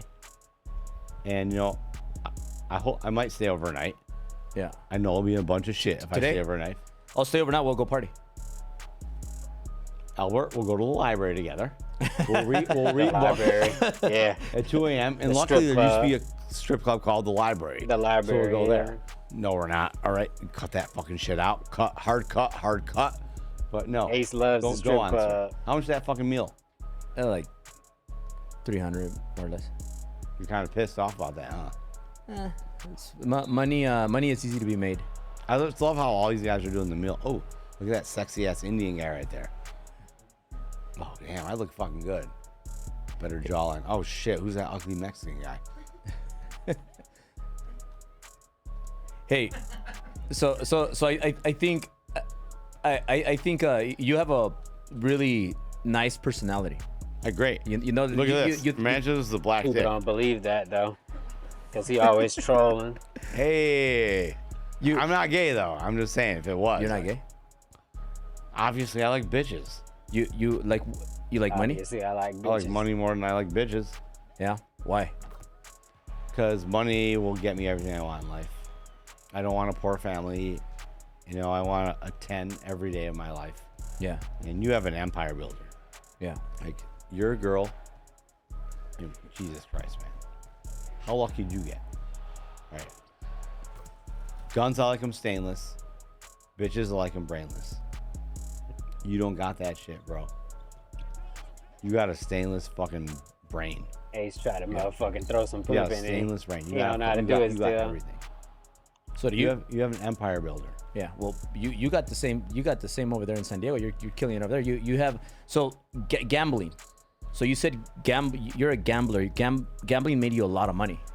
So is that what made you the millions to grow your businesses? How does that work? Because if you're a gambler, are you? That's exactly. Let's say somebody that's watching this, they have 100,000 money in their bank account, or maybe they have 50,000, or maybe they have 500,000. What do you gamble all of it, whether you have either amount, or what For do you them, gamble? I gamble half it. Because when I hear crypto and real estate, man, real estate takes too long. Yeah. It's a long play. He said real estate. You know, takes when too I hear long. stocks and this and that, the way you invest in stocks is simple. Yeah. You put your money in there and you don't look for 10 years. That's it. Real estate, I have a lot of real estate. Jesus Christ, it takes way too fucking long. It's fucking lame. You gamble fucking lame. 50 grand tonight, you know where you stand by fucking 9 p.m. Exactly. That's the best investment in the world. Since I'm hearing crypto and all this bullshit, I'm Takes going to too start long. recommending gambling more. I'm not going to give you the pick you need. I'm not going to tell you how to do it, but it's a coin Exactly. flip. It's 50-50. And the thing is, I take the time out of it. With gambling, with real estate, crypto, like stocks, you're waiting Everything on takes time forever. to get it figured out, right? With gambling, I'd rather be down 50,000 by 8 p.m. and know where I stand than what they're doing. No fucking way. That's why I think gambling takes the time out of it. Life is two things: time and money. When you get arrested, what do the courts want? Time and or money. your time. That's Yeah. it. Do this fucking community service, do this fucking jail time, spend this money on your DUI. The two things the courts want. So with gambling, I at least take the fucking time out of it. Every investment requires time. Every one. I figured out the one that requires no time. Right, exactly. By 9 p.m. to fucking night, you can be up 50 grand or down 50 grand. It's fucking amazing. How often do you gamble? It's fucking amazing. I gamble every fucking day. Every day. How much did you gamble yesterday? I saw you. You were like having drinks and gambling or playing. Were you playing for money? Oh no, that's for the guy's pants. You made him get naked or something. Damn right. I'll make you get naked right now, baby. So how rock, much did paper, scissors. Yeah. Whoever fucking loses has to fucking give the other person their shoes. 1, 2, 3, shoot. You ready to rock? Tell me how. 1, 2, 3, shoot. Rock, paper, scissors. Okay. I already know what you're doing. What? So 1, 2, 3, shoot. And whoever He's wins. like rock, paper, scissors, but I think he's gets the gonna other lose guy's on shoe. this. He didn't win Down? this bet. So you go like this? I don't please give 1, 2, and then 3, you click shoot. something. Okay. Or this. Or rock. All right. So it's my shoes versus your shoes. All right. Keep in mind, I already know what you're doing. How do you know that? Because I already saw your play. Yeah, but you're ready? You're 1, 2, 3, shoot. You ready? Yeah. 1, 2, 3. Knew it. All right. We go again. Now watch this. Time. 1, 2, 3. Loser. I think we tied. No, I know. Now watch this.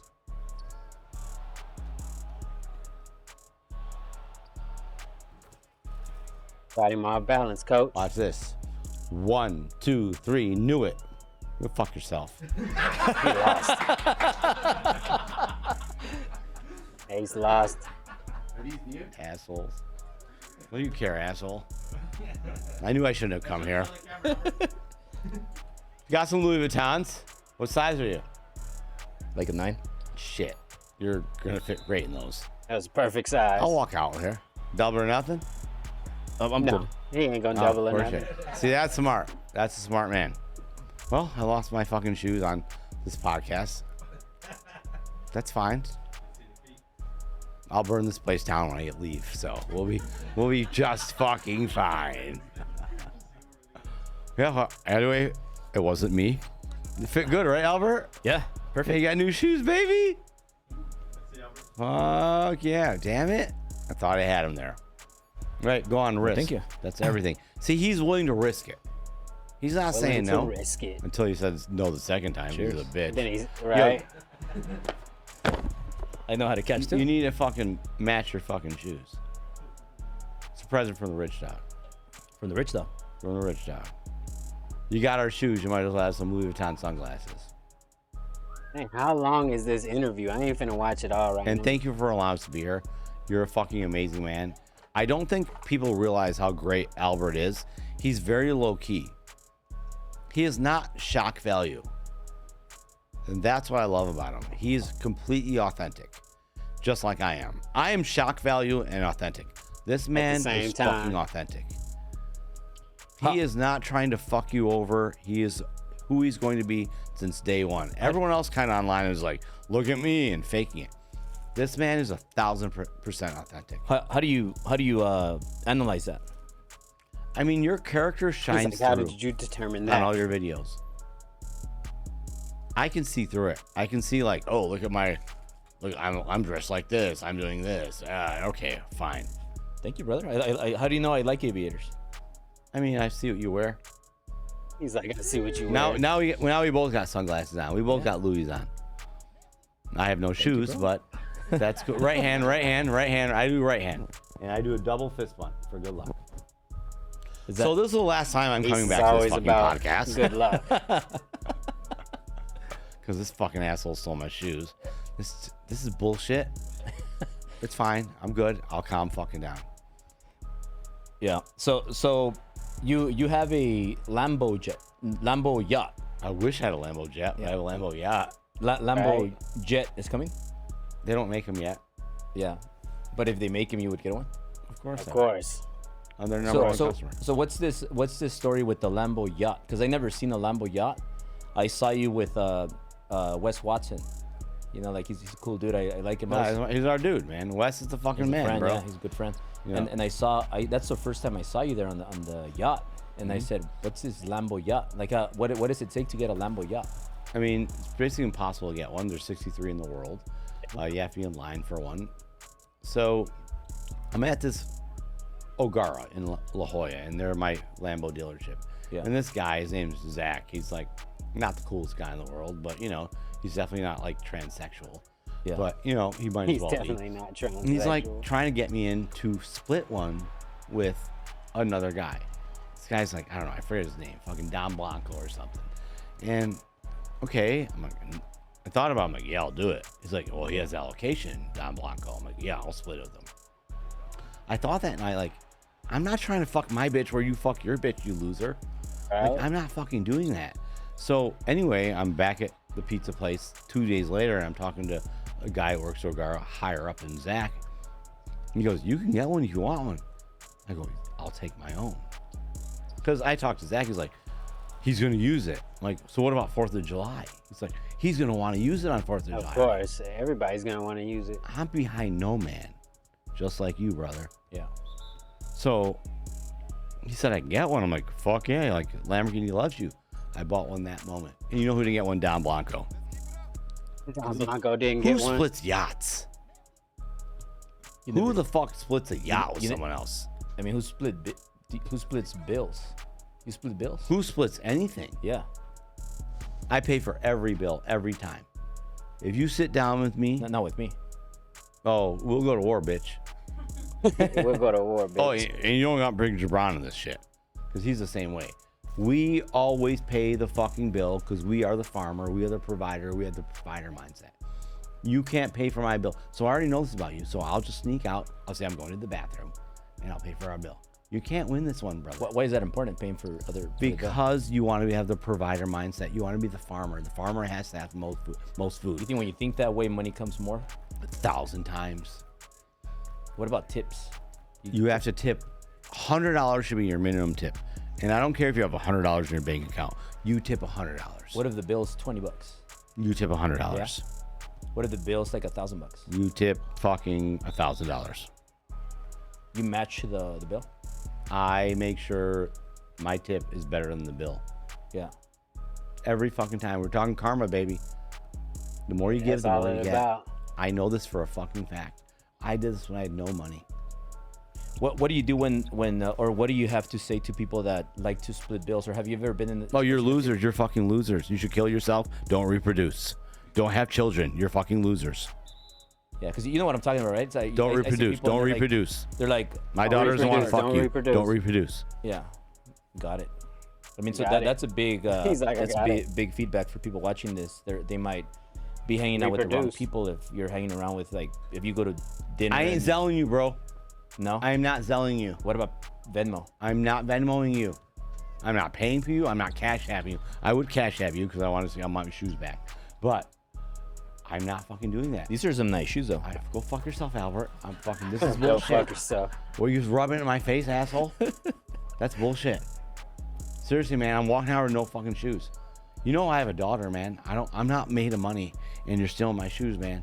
This is not cool, man. My family's gonna eat top ramen for the next week because of you. You want them back? I'll get them back, bitch. You want them back? I will fucking get them back. Him a bitch. $5 grand versus my shoes right now.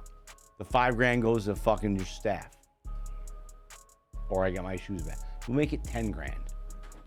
I write you a check for 10 grand for your entire staff to split, or I get my shoes back. You ready, baby? What do you guys think? You ready, baby? Keep the shoes. You stupid as fuck. You stupid as fuck. 10 grand for the whole staff, or I get my shoes back. He keeps his shoes, and I lose 10 grand, or I get my 10 grand, or he gets 10 grand and my shoes back. So then, I'm done with you, okay? All this fucking cheating shit. Let's go, baby. No, I'm good. Oh, you don't care about your staff now? 15 grand. 15,000 for your staff. Fuck no. Cash. Fucking cash. We'll do that. We'll do that later. So no, let's do it now. So what do you want to play? Nah. 15 grand for your staff. Like, nah. Let's do it now. W2. No, we'll do 1099. 1099. Or I get my shoes back. 1, 2, 3. You're a professional gambler, though. Damn right, motherfucker. Yeah, Let's go. You ready? I don't see your hands up. I thought you were a risk taker. I'm a risk taker. My name's Albert. Yeah, exactly. Let's go, bitch. He trying to play him. What about in 5 minutes? At his spot. Right now, motherfucker. I ain't got 5 minutes. I don't know if I'm gonna live that long. So it's 15 grand for my your staff, for my shoes. But I already beat you twice. You beat me once, bitch. All right, I'm gonna beat you again then. Nigga, please. Nigga, please. Nigga, please. Nigga, please, bro. I know what he's doing. Watch this. 1, 2, 3. Knew it. Yeah, baby. my shoes back. Give me my fucking shoes back. Hell yeah. You know how I knew he was going to do it? He went strong on the rock. When he was showing his fucking cards, anytime they're going hard on the rock. Nigga, please. Nigga, please. I don't want to take your shoes. Nigga, please. So anyway, anytime you go hard on the rock, I know what you're doing. Yeah. Ace is crazy. Oh, check out my new shoes, baby. I was giving you a cue. Well, you're such a nice guy, Albert. You are a nice guy. You're seriously, man. How proud of you to work for this man. Can you believe you met a man like this in your fucking life? He does not get enough credit for who he is. Nor do I. Great men don't. This is one of the greatest men, and you all know. Everyone knows that he works here. This is the greatest man you'll meet in your life. Albert Preciado is the greatest man you'll meet in your life. And everyone who works here knows fucking that. Anyone fucking disagreements? Drinking lately. Anybody? Hell no. He's a humble, kind, good man. Why do you think people criticize me though? They talk a lot of because they're poor. They're losers. Because they're and you're poor. brown. Like some people, they used to be here and then they leave, and then they start all these rumors and gossip and all this crap they talk about. Oh, Glassdoor and shit. I get it. Yeah. But they forget to say, oh, he flew us in a private jet. He gave his Chanel purses. He gave me Rolexes. He gave me all this stuff. Paid for my vacations and all this stuff. But then it's not good about Ace. I don't never badmouth Ace, bro. No, that all disappears right away. That all disappears right away. They forget all that immediately. Every fucking time. How That's cap. Yeah, no, well, I wanted to get back to you. That's why I gave you the cue. Nigga, please. So, Nigga, please. How do you how I don't important give a fuck. how important to you is environment, having like good environment, having good quality people in your company? It's everything. If I have to see you every day and I don't like you, that doesn't make sense. It doesn't make sense if I don't like you. What if do you ever have people that have turned kind of toxic in your company and you have to get rid of them? Everyone wants to be the next Ace and Albert, bro. There's only one Ace. There's only one Albert. Grow the fuck up. Learn to play your role in the organization. You know, there's one CEO. You're not him. No one's replacing you, brother. No one's replacing me, man. Play your role. It's the right thing to do. And that's what they don't fucking get. They just think they can be you and be me. And that's where it comes from. Yeah. Has anyone ever left your company and done better? Never. Me too, baby. Me fucking too. Yeah, bitch. No one's ever yeah, bitch. No one's ever left my company and made more money. No one ever. Not one fucking time. How did I know that? Because your fucking false fucking pride gets in the way.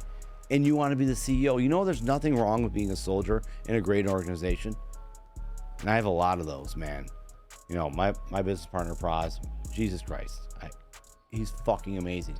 He allows me to be me. And he never judges me. Yeah. No matter what I say. And I say a lot of shit. Like, hey, I did this. Like, talking about Praz. Good. I'm like, okay, man, that's like completely illegal. He's like, yeah, that's okay, Ace. Yeah. We love you. We'll bail you out.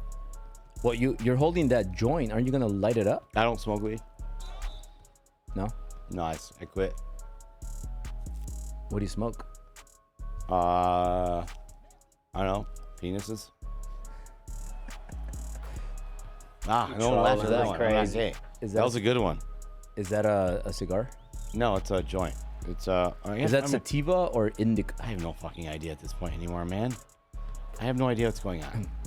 Right. Where the He's fuck's too my loaded. lighter, assholes? Can somebody bring a lighter for him? You better fucking cut that penis part out. I'll tell you right now. Only one So penis I see. so do you usually do indica or what is it? Indica or sativa? I really don't know anymore. Like everyone asks me that question, where the fuck is my lighter? We'll get you one right now. It's on this way. This is not cool. I'll fucking blow the fuck up right now. How often? Found it. Go fuck yourself. You found it? Yeah, he found it. Let them know they found it. I'll tell Maria to come back. Not wrong side. Yeah, it's the wrong side. That was a joke. It was a fucking joke. Wrong side. Sam, who am I? Chuck Liddell? The boat? Chuck Liddell's your friend, right? Yeah, he's a great guy. I've seen you with him. Fell off the boat. It was great. Yeah. You smoke weed? I don't. God. I'm not a weed smoker, but I'll hit a joint with the right person. What does that even mean? What? What does that even mean? Nobody wants that guy in the fucking group. I don't smoke, but I smoke a little bit. You smoke weed, yes or no? Yeah, I smoke weed. You're Mexican. You have to smoke weed. I mean, Jesus Christ. Where's Cheech and Chong when you need him? Fuck is wrong with you, Albert? Fucking totally disrespecting your race right now. I'm Indian, man. Like that's like me saying I don't eat chicken curry. I'm not doing that to my race. It's like a Mexican saying they don't drink tequila. I don't drink tequila either. Right? Yeah. Me neither. This shit's gross. Cheers, bitches. So Ace, I'm getting canceled for sure. Look at me right now. No, you're good. You're good. Oh, I'm fine. I'm rich. So you Ace, can't cancel me. How much was the Lambo yacht? $4.5 million. And did you put a down payment or how'd you get that? You have to pay it all. You got to pay it off?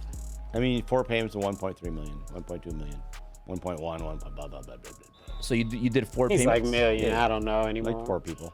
And for how often are those payments? 4 times over. Jesus Christ. Thought I was gonna die. Fuck, man. I know. I thought we were in WeHo, not Soho. Fucking losers. Jesus Christ. No one needs this shit, Albert. Jesus Christ. I'm trying to get drunk and high. Fuck's your problem here, man? Hey, well, you got gunshots? I'm gonna take care of you tonight because you can't go home tonight, right? I'm going home, right? I thought you were gonna stay over. I'm not staying here, man. My bitch will be pissed. You said you might stay over though. I'll stay. Where am I staying? I could recommend you a few spots. You can stay at my house. I live in Bel Air. I'm not. No way. No. I'm not coming to your house. I'm gonna jerk off. I don't want to jerk off in your bed.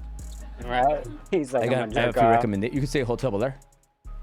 I mean, I'm going to fucking Beverly Hills Hotel. Yeah. I make the drive. That shit's dope. Yeah.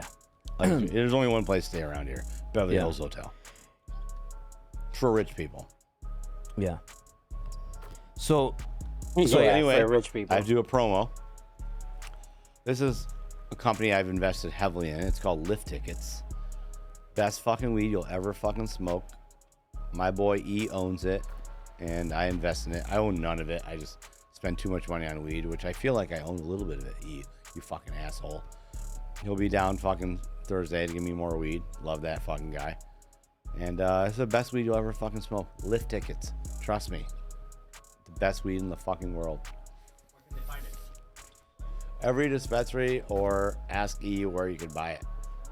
So Ace, a lot of people say that that smoking weed is bad, or that you shouldn't smoke weed and do business. It might affect you. You obviously proven that wrong because you do good, right? You make a lot of money and He's like, you you do smoke good, weed. right? Like, how often do you smoke weed, and what do you have to say to those people? I mean, I smoke weed every fucking day. All day, every day. I do 5 or 8 of these a day. And, I mean, by 5 or 8, I mean 5 or 8 of these a day. It's You fucking done great. 8? Yeah. I mean, I smoke these all day long. All day How many have you long, had definitely. so far? Yeah, 4 today. 4? Yep. Do you feel they help you? I know they help me. Yeah? He said, I know they help me. Right? I don't recommend this. Don't try this at home. Do as I say, not as I do. You can't handle this shit. You can't fucking live this fucking life. I'm an anomaly. Yeah. I'm like Albert. I'm 1 in a billion. But what works for you doesn't work for me. Look at this bullshit you're drinking. I'm doing tequila and fucking weed. Yeah. It works for me. I'll make more money off this. Are we clear? Right? Because there's motherfuckers that want to smoke weed. It's not for everybody. Weed helps me. It always has. I know it's natural. Why do you feel it helps you? Like, what does it do for you? It's got this fucking chemical in it called fuck it. No Yeah, matter what's make you going say, on "Fuck and it." how bad life gets, fuck it. I don't care anymore. Fuck it. I'm good. But you build. You can't stress me out. Yeah. You can't. Does that help with stress? 1,000%. Yeah. What about have you ever smoked a joint while having sex? Of course, bro. You smoke all the time. I would think that would be a good idea, no? I mean, I can. It's just like it's very complicated. No one's trying to get burn holes in the sheets. You know what I'm saying? It's like, yeah, it gets complicated. So you smoke it before sex? I smoke it before and after. Yeah, that's good. Yeah. All the time. Aspen, you want to get high? Aspen, let's go. You want to get high? Aspen? He gets high? Oh, that's his whole. Aspen, let's go. That's his whole Aspen, thing. He's asshole. Like, bro, that's all he does. Well, we're getting high. Why did someone say so? Aspen, let's go. Aspen. I love to get high. There you go. So let's talk about Aspen. He's the richest dog in La Jolla, in Southern California, and Las Vegas. He's three-legged. How can you tell? How could you tell? And he has 3 legs. He has his own chauffeur. He has 4 of them. 4 of them. Yeah. Where do they drive him to? Wherever you want to go, basically, and wherever he wants to go eat. What does he usually eat? Steak and fucking filet mignon and wagyu. What's his favorite restaurants? One of his favorite restaurants is Javier's. Yeah. He loves Ken Sushi. He loves Carbone. Carbone. Yeah, they love him at Carbone. Like when you go to Carbone in Vegas and you see a 3-legged dog and everyone's pissed off, what's this dog doing here? But they lay down napkins for him. And he'll sit on the table and just have a nice little meal. Oh yeah, they love him at fucking Delilah. They love him at fucking Poppy Steak in Vegas. They love him everywhere. Because if I Vegas can't come, is cool though. If he can't come, I'm not going. Because you never go anywhere without him? No, I have a service dog card. Like if I don't have issues, who does? Yeah. Right? Mm-hmm. That's why I tell people like, I don't have issues. What the fuck? He has 3 legs. I got more issues than him. All right, and I got a service dog card, so they can't ask any questions, right? Yeah. There you go.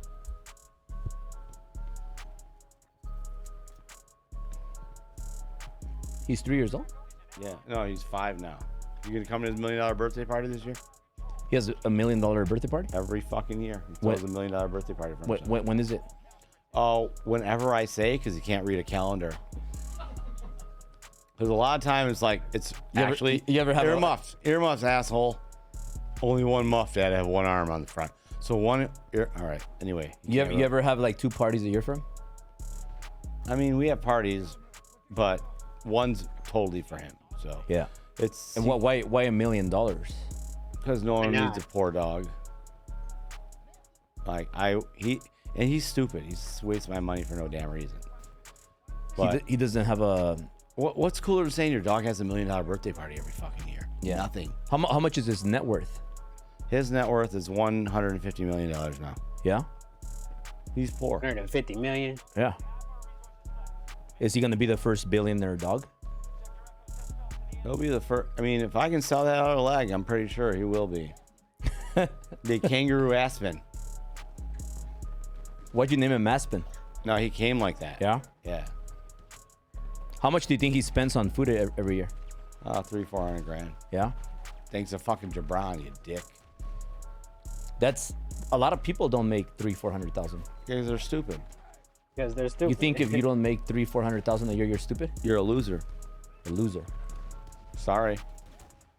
You think it's easy to make $300,000-400,000 a year? I think it's the easiest thing you could ever do in your life. Shouldn't you be making that like at least like a month or a week? I mean, they have to start at $300-400 grand a year. Yeah.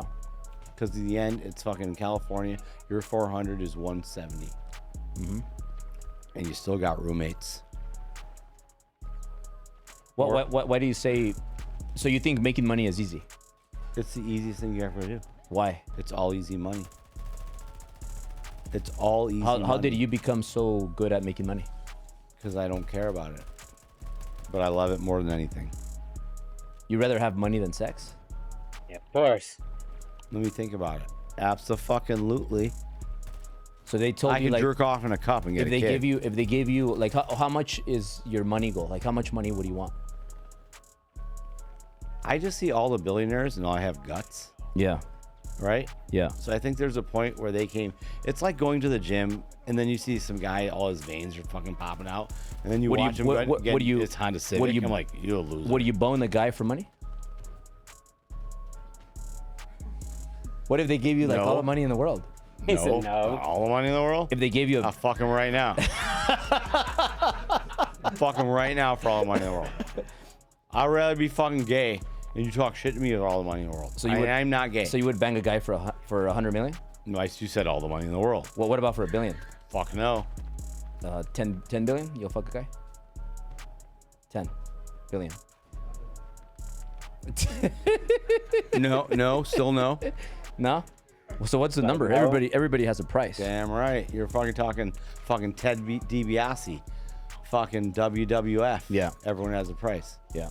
You guys don't know about Ted DiBiase. I heard everyone has a price. Now, so like let's say, think about the 3 hottest girls you've ever seen in your lifetime. Can you think about them? Yeah. Right Aspen. Yeah.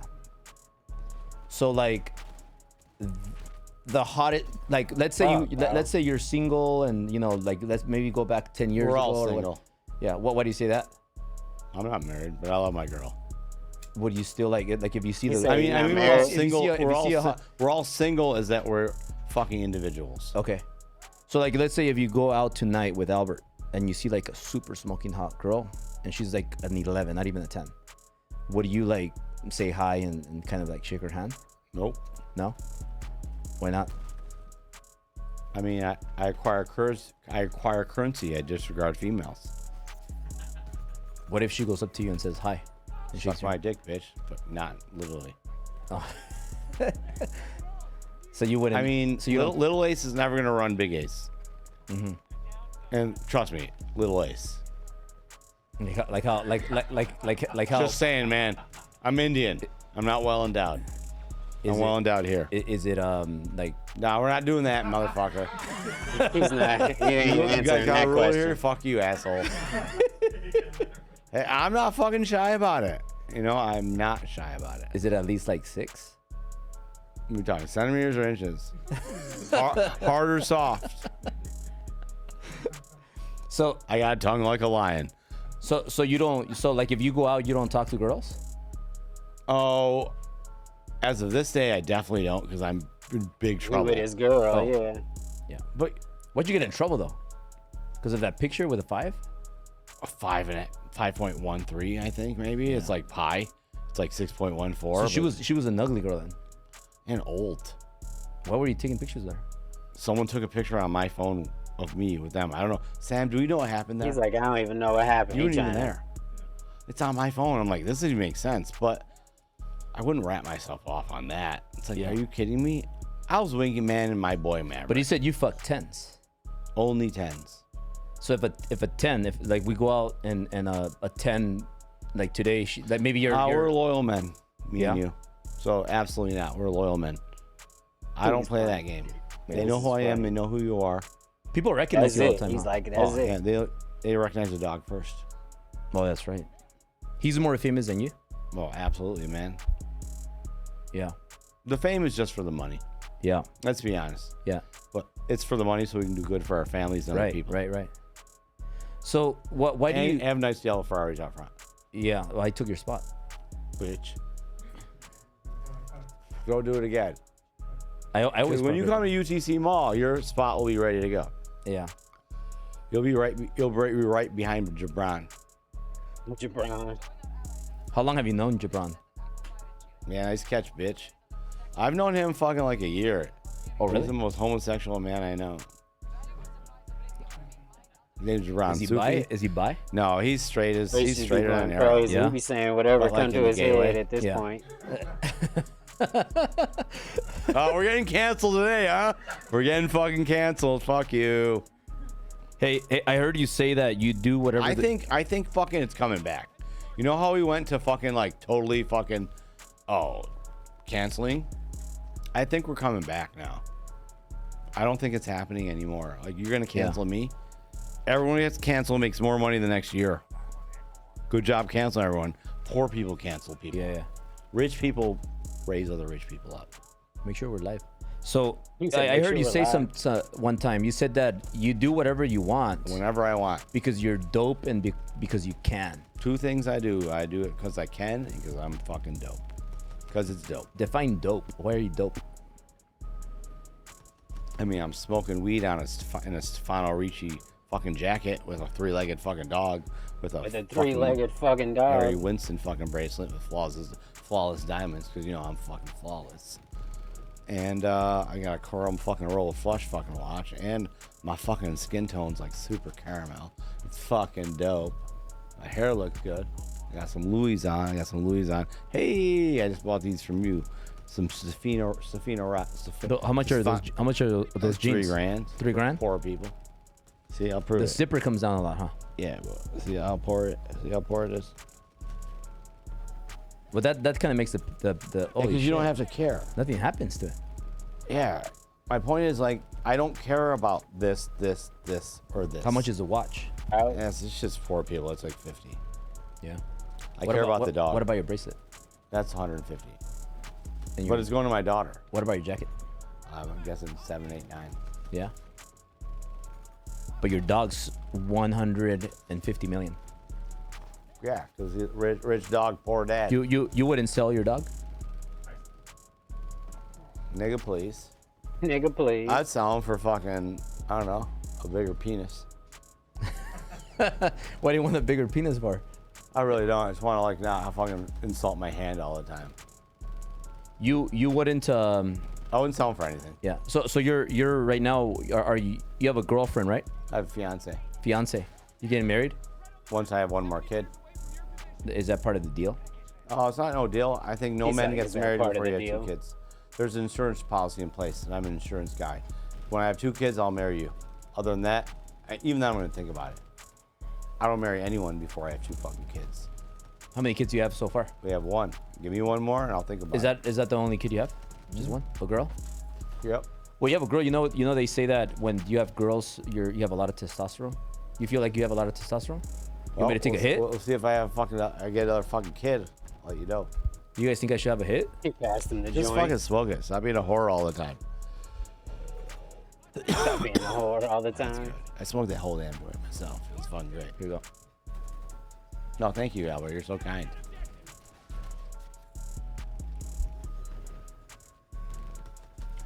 I'm not a like Brad Lee that didn't want to have any.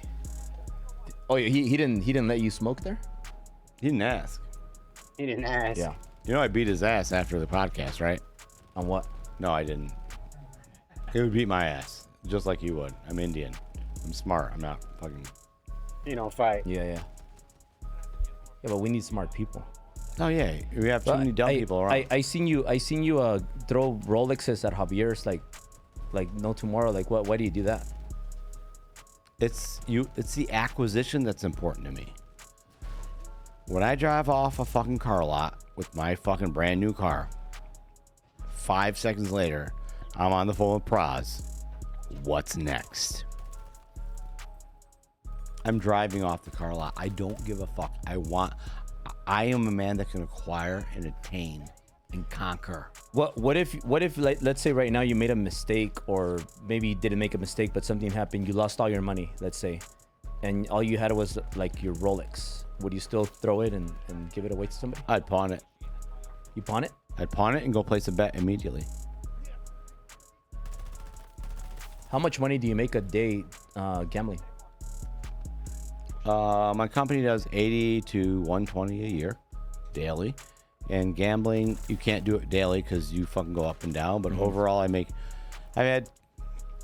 last year wasn't great for me. How much do you make a month gambling on average? You know, I know you think that's it's not a good question. It's impossible. It goes in such crazy cycles that I can't average the last 20 years. But you always win though. No, I win about 78% of the time. So that 2023 was not good for me. Did you make money still though? Yes, but how much? Only because I knew when not to gamble. Think about that. So I kind of fucked up by gambling That again. Super Bowl bet kicked his ass. That's why. Because I wish I got my shoes. Yeah, but you cheated. 2023, I still won, but I think I probably won like 200, 300, 400 grand. Really? It's fucking embarrassing. For me, it's a losing year. Yeah. And I've had 2 losing years in the last fucking 20. And I would consider 2023 one of them, even though I made $400 grand. But I was smart enough. That's not even, that barely covers his food. I know. Yeah. I fucking know. I have to hear it every fucking day. Trust me. I'm fucking tired of it.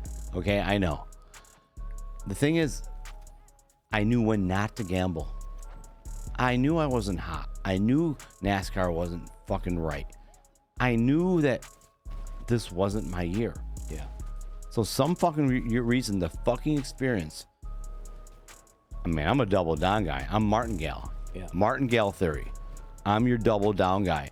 I knew better than to double down every bet last year. I'd been fucking broke. My experience taught me last year that even on about $400 grand a year gambling, which everyone's like, wow, it's embarrassing for me. That's a losing year. Right. I've lost 2 in the last 20. But something told me not to fucking bet. Yeah. That I didn't have it wasn't right. Now I know this year, after Kyle Larson won the Pennzoil 400 and I call Praz, I think this is the year it's back. You know, whether it's bell bottoms or camo, everything fucking comes back in style. And NASCAR was my major moneymaker over a decade's worth of time. They introduced a Gen 3 car. You have no idea what I'm talking about.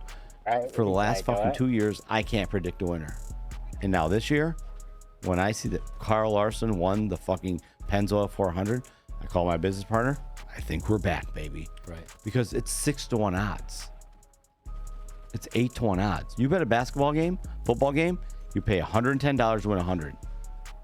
If you bet NASCAR, you bet 100 to win 600, and I don't fucking bet fucking $100. Now think about that. I can go bet 15 grand this week on Kyle Larson. If he wins, I get $105,000. And what's 15 grand to me or you? It's like, it's not even the books, right? Yeah. Imagine doing 30. Now you're like, still. Right? We sell some for a little more for what you do, I do, blah, blah, blah. We got an extra 10, 15, we know we're going to have. Now we got 40 on it. Nigga, please. Nigga, I got please. 420 fucking grand off $40,000 that me and you don't give a fuck about. Don't give a fuck. But if we put 40 grand on that fucking game, we win 36 grand. NFL, NBA, basketball. Yeah. So for me, I feel like now NASCAR is going to come back from this year. Yeah. Hey, so you have a daughter. How old is she? She's 2 years and 2 months. Is she like your? Do you like her a lot? Like, is she like your kind of your main? I have a tattoo on the back of my neck that says, "I'll kill for you, Delilah." Is she? I will kill for you, Delilah. Is she the person you love the most? Yes, absolutely. And like, it's so much so it's fucking scary. It actually keeps me a little bit, makes me have distance from her. Yeah. I love her that much. You know when you love something so much, it's fucking hard to get close. Yeah. Because if I fucking tip over that fucking line, motherfucker, it's not gonna be good for nobody. And I've already tipped over that line. But I love deeper than you've ever imagined in your life. You have something set in place for her, like everything. Money that you put aside. Everything for her. I have goes to her. Everything. Yeah, he has a great godfather named Praz, so everything is going to her. Like if something happens to you today, like how much money do you leave her? 200. 200 million? Yep. How do you feel about that? Not well. Not well. It's embarrassing. It's fucking embarrassing. It's not. I don't feel good about it at all. $200 million. Are you gonna? Or what are you doing for that? It's just like shit like this, getting exposure, so I can take care of my family, so I can help you take care of yours, just like you're doing. What's the number that you would feel? $1 billion. $1 billion. How important is exposure in anything you do? You know, I've always been. You know, they always say your net worth is your network. And for me, I've been able to do it almost by myself with a great team with no exposure. But seeing what you motherfuckers are doing, I realize I need fucking exposure to make more money for my family. But you're also helping other families make more money. It's fucking beautiful. But There's no but. It's that if you do a podcast like this, you got content for fucking months. I invented the internet with other people, and it's just like shit. We had to fucking post every day and write every day and do video every day. And now I see like, you motherfuckers just fucking shoot a video and you do fucking 4 podcasts. You got fucking content for fucking 4 months. For a few months. So you don't have to do this every fucking day. And I was tired of it. I didn't want to be online. I wanted to be. If you see pointguardu.com, the last post on Instagram was rest in peace to me. Yeah. I wanted to stop being that guy for Arizona basketball that had to be available 24 hours a day on the internet, 7 days a week. And now I see you guys like, shit, I should never stop, and understood and invented this model where podcast you can thing. Fucking post here. Exactly. You can do a That's why you podcast see like this. us, You got you know it. months worth of content. Me and you, which means we can go do our job tomorrow and make sure there's You cameras consider there. this work? Nah, nothing's work for me. Nothing's work for you? I don't work with my hands. You work with your head? I'm a Jedi Knight, baby. What's a Jedi Knight? Means all I use is my mind, and I don't need anything else. Give me a cell phone and my brain. How do people get a mind like you though? You don't. But also, I'm not the smartest guy in the world. I take a lot of risks, and I just go against. What's the craziest risk you've taken? Jesus Christ! I mean, legal or illegal? We're gonna talk about drug Let's trafficking. do illegal. Illegal. Yeah. Trafficked a bunch of mushrooms from fucking over Mexico to Colorado. Did that make you a lot of money? Hell yeah. It was a better time though. How much money did that make you? Probably $1 million. How old were you? Oh, this was way past the statute of limitations. So you're good. Oh, 100%. I was not talking about it. I'm not stupid. So what do you what what do you do? What would you do to win? Like, cause you're a winner. Besides, the other one is, I had no idea. I'm in Tucson, right. And weed in December $600 a pound, but it looks like kind. It looks like straight fucking the best weed you ever had. Yeah. I definitely trafficked with Ace a few times to Tucson. This is probably what he's about to talk about right now. Trafficked a bunch of mushrooms from fucking over Mexico to Colorado. Did that make you a lot of money? Hell yeah. It was a better time though. How much money did that make you? Probably $1 million. How old were you? Oh, this was way past the statute of limitations. So you're good. Oh, 100%. I was not talking about it. I'm not stupid. So what do you what what do you do? What would you do to win? Like, cause you're a winner. Besides, the other one is, I had no idea.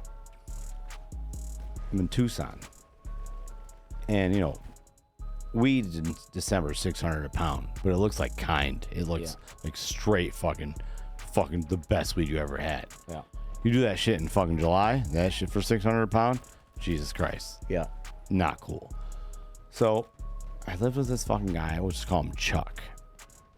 We go to the airport, and he's got to go to New York. And he puts a fucking 2 pounds of weed into a fucking teddy bear. Oh, yeah, I remember this story. Takes him out, Target, puts the 2 pounds of weed in there, puts his fabric softener in there, sews up the fucking bear. You know niggas can't sew. So apparently he can. And then he puts it back in the fucking box it came in. Niggas can't puts it in another fucking box, wraps it in gift wrapping in a bow, and he puts it right through X-ray at the airport. And I'm right behind him, and I'm like, this can't be possible. Oh no, it's possible. And then you're on the flight, you can smell the weed. It's fucking horrible. It's Edgar Allan Poe, Telltale Heart. Who can't smell this weed right now? I can definitely smell it. And we got there. How much did that make? Oh, you make about $5-6 grand a pound there. So this guy was like 5 pounds later by myself. Madison Square Garden, meeting my boy. This is a long time ago, past the statute of limitations. So go fuck yourself, cops. I mean, I don't mean that. I love you, police. I mean, you know, I mean pigs. But anyway, fucking dope. That was dope. Fuck you. I do not like you at all. Come after me. I'll see you again. You don't like cops? I hate police. Why? They do not like brown people. They're racist as fuck. The KKK never disbanded. They became the cops. Exactly. Everyone And understands judges. that. First time you heard that in your life. The KKK never disbanded. They became the police. Fuck you, you fucking racists. Yeah, we still agree with that. I get the fucking weed there, man. And I'm like, holy shit, I'm getting paid this much shit. A teddy bear and shit. Oh, it was amazing. Fucking loved it. But yeah, you asked me for the risks. Those are the risks I've taken. Yeah. We also drug traffic in Tucson drugs a lot. on fucking airplanes. Long time ago. Also, this is a fictional story. What's the biggest risk you've ever taken recently? Telling fictional stories on a podcast that never happened. I'm just a storyteller. I would never do these things that I just mentioned. They're completely fake. Right, and ha. We know what you did, bro. What's That's a disclaimer. But they what's are the fictional.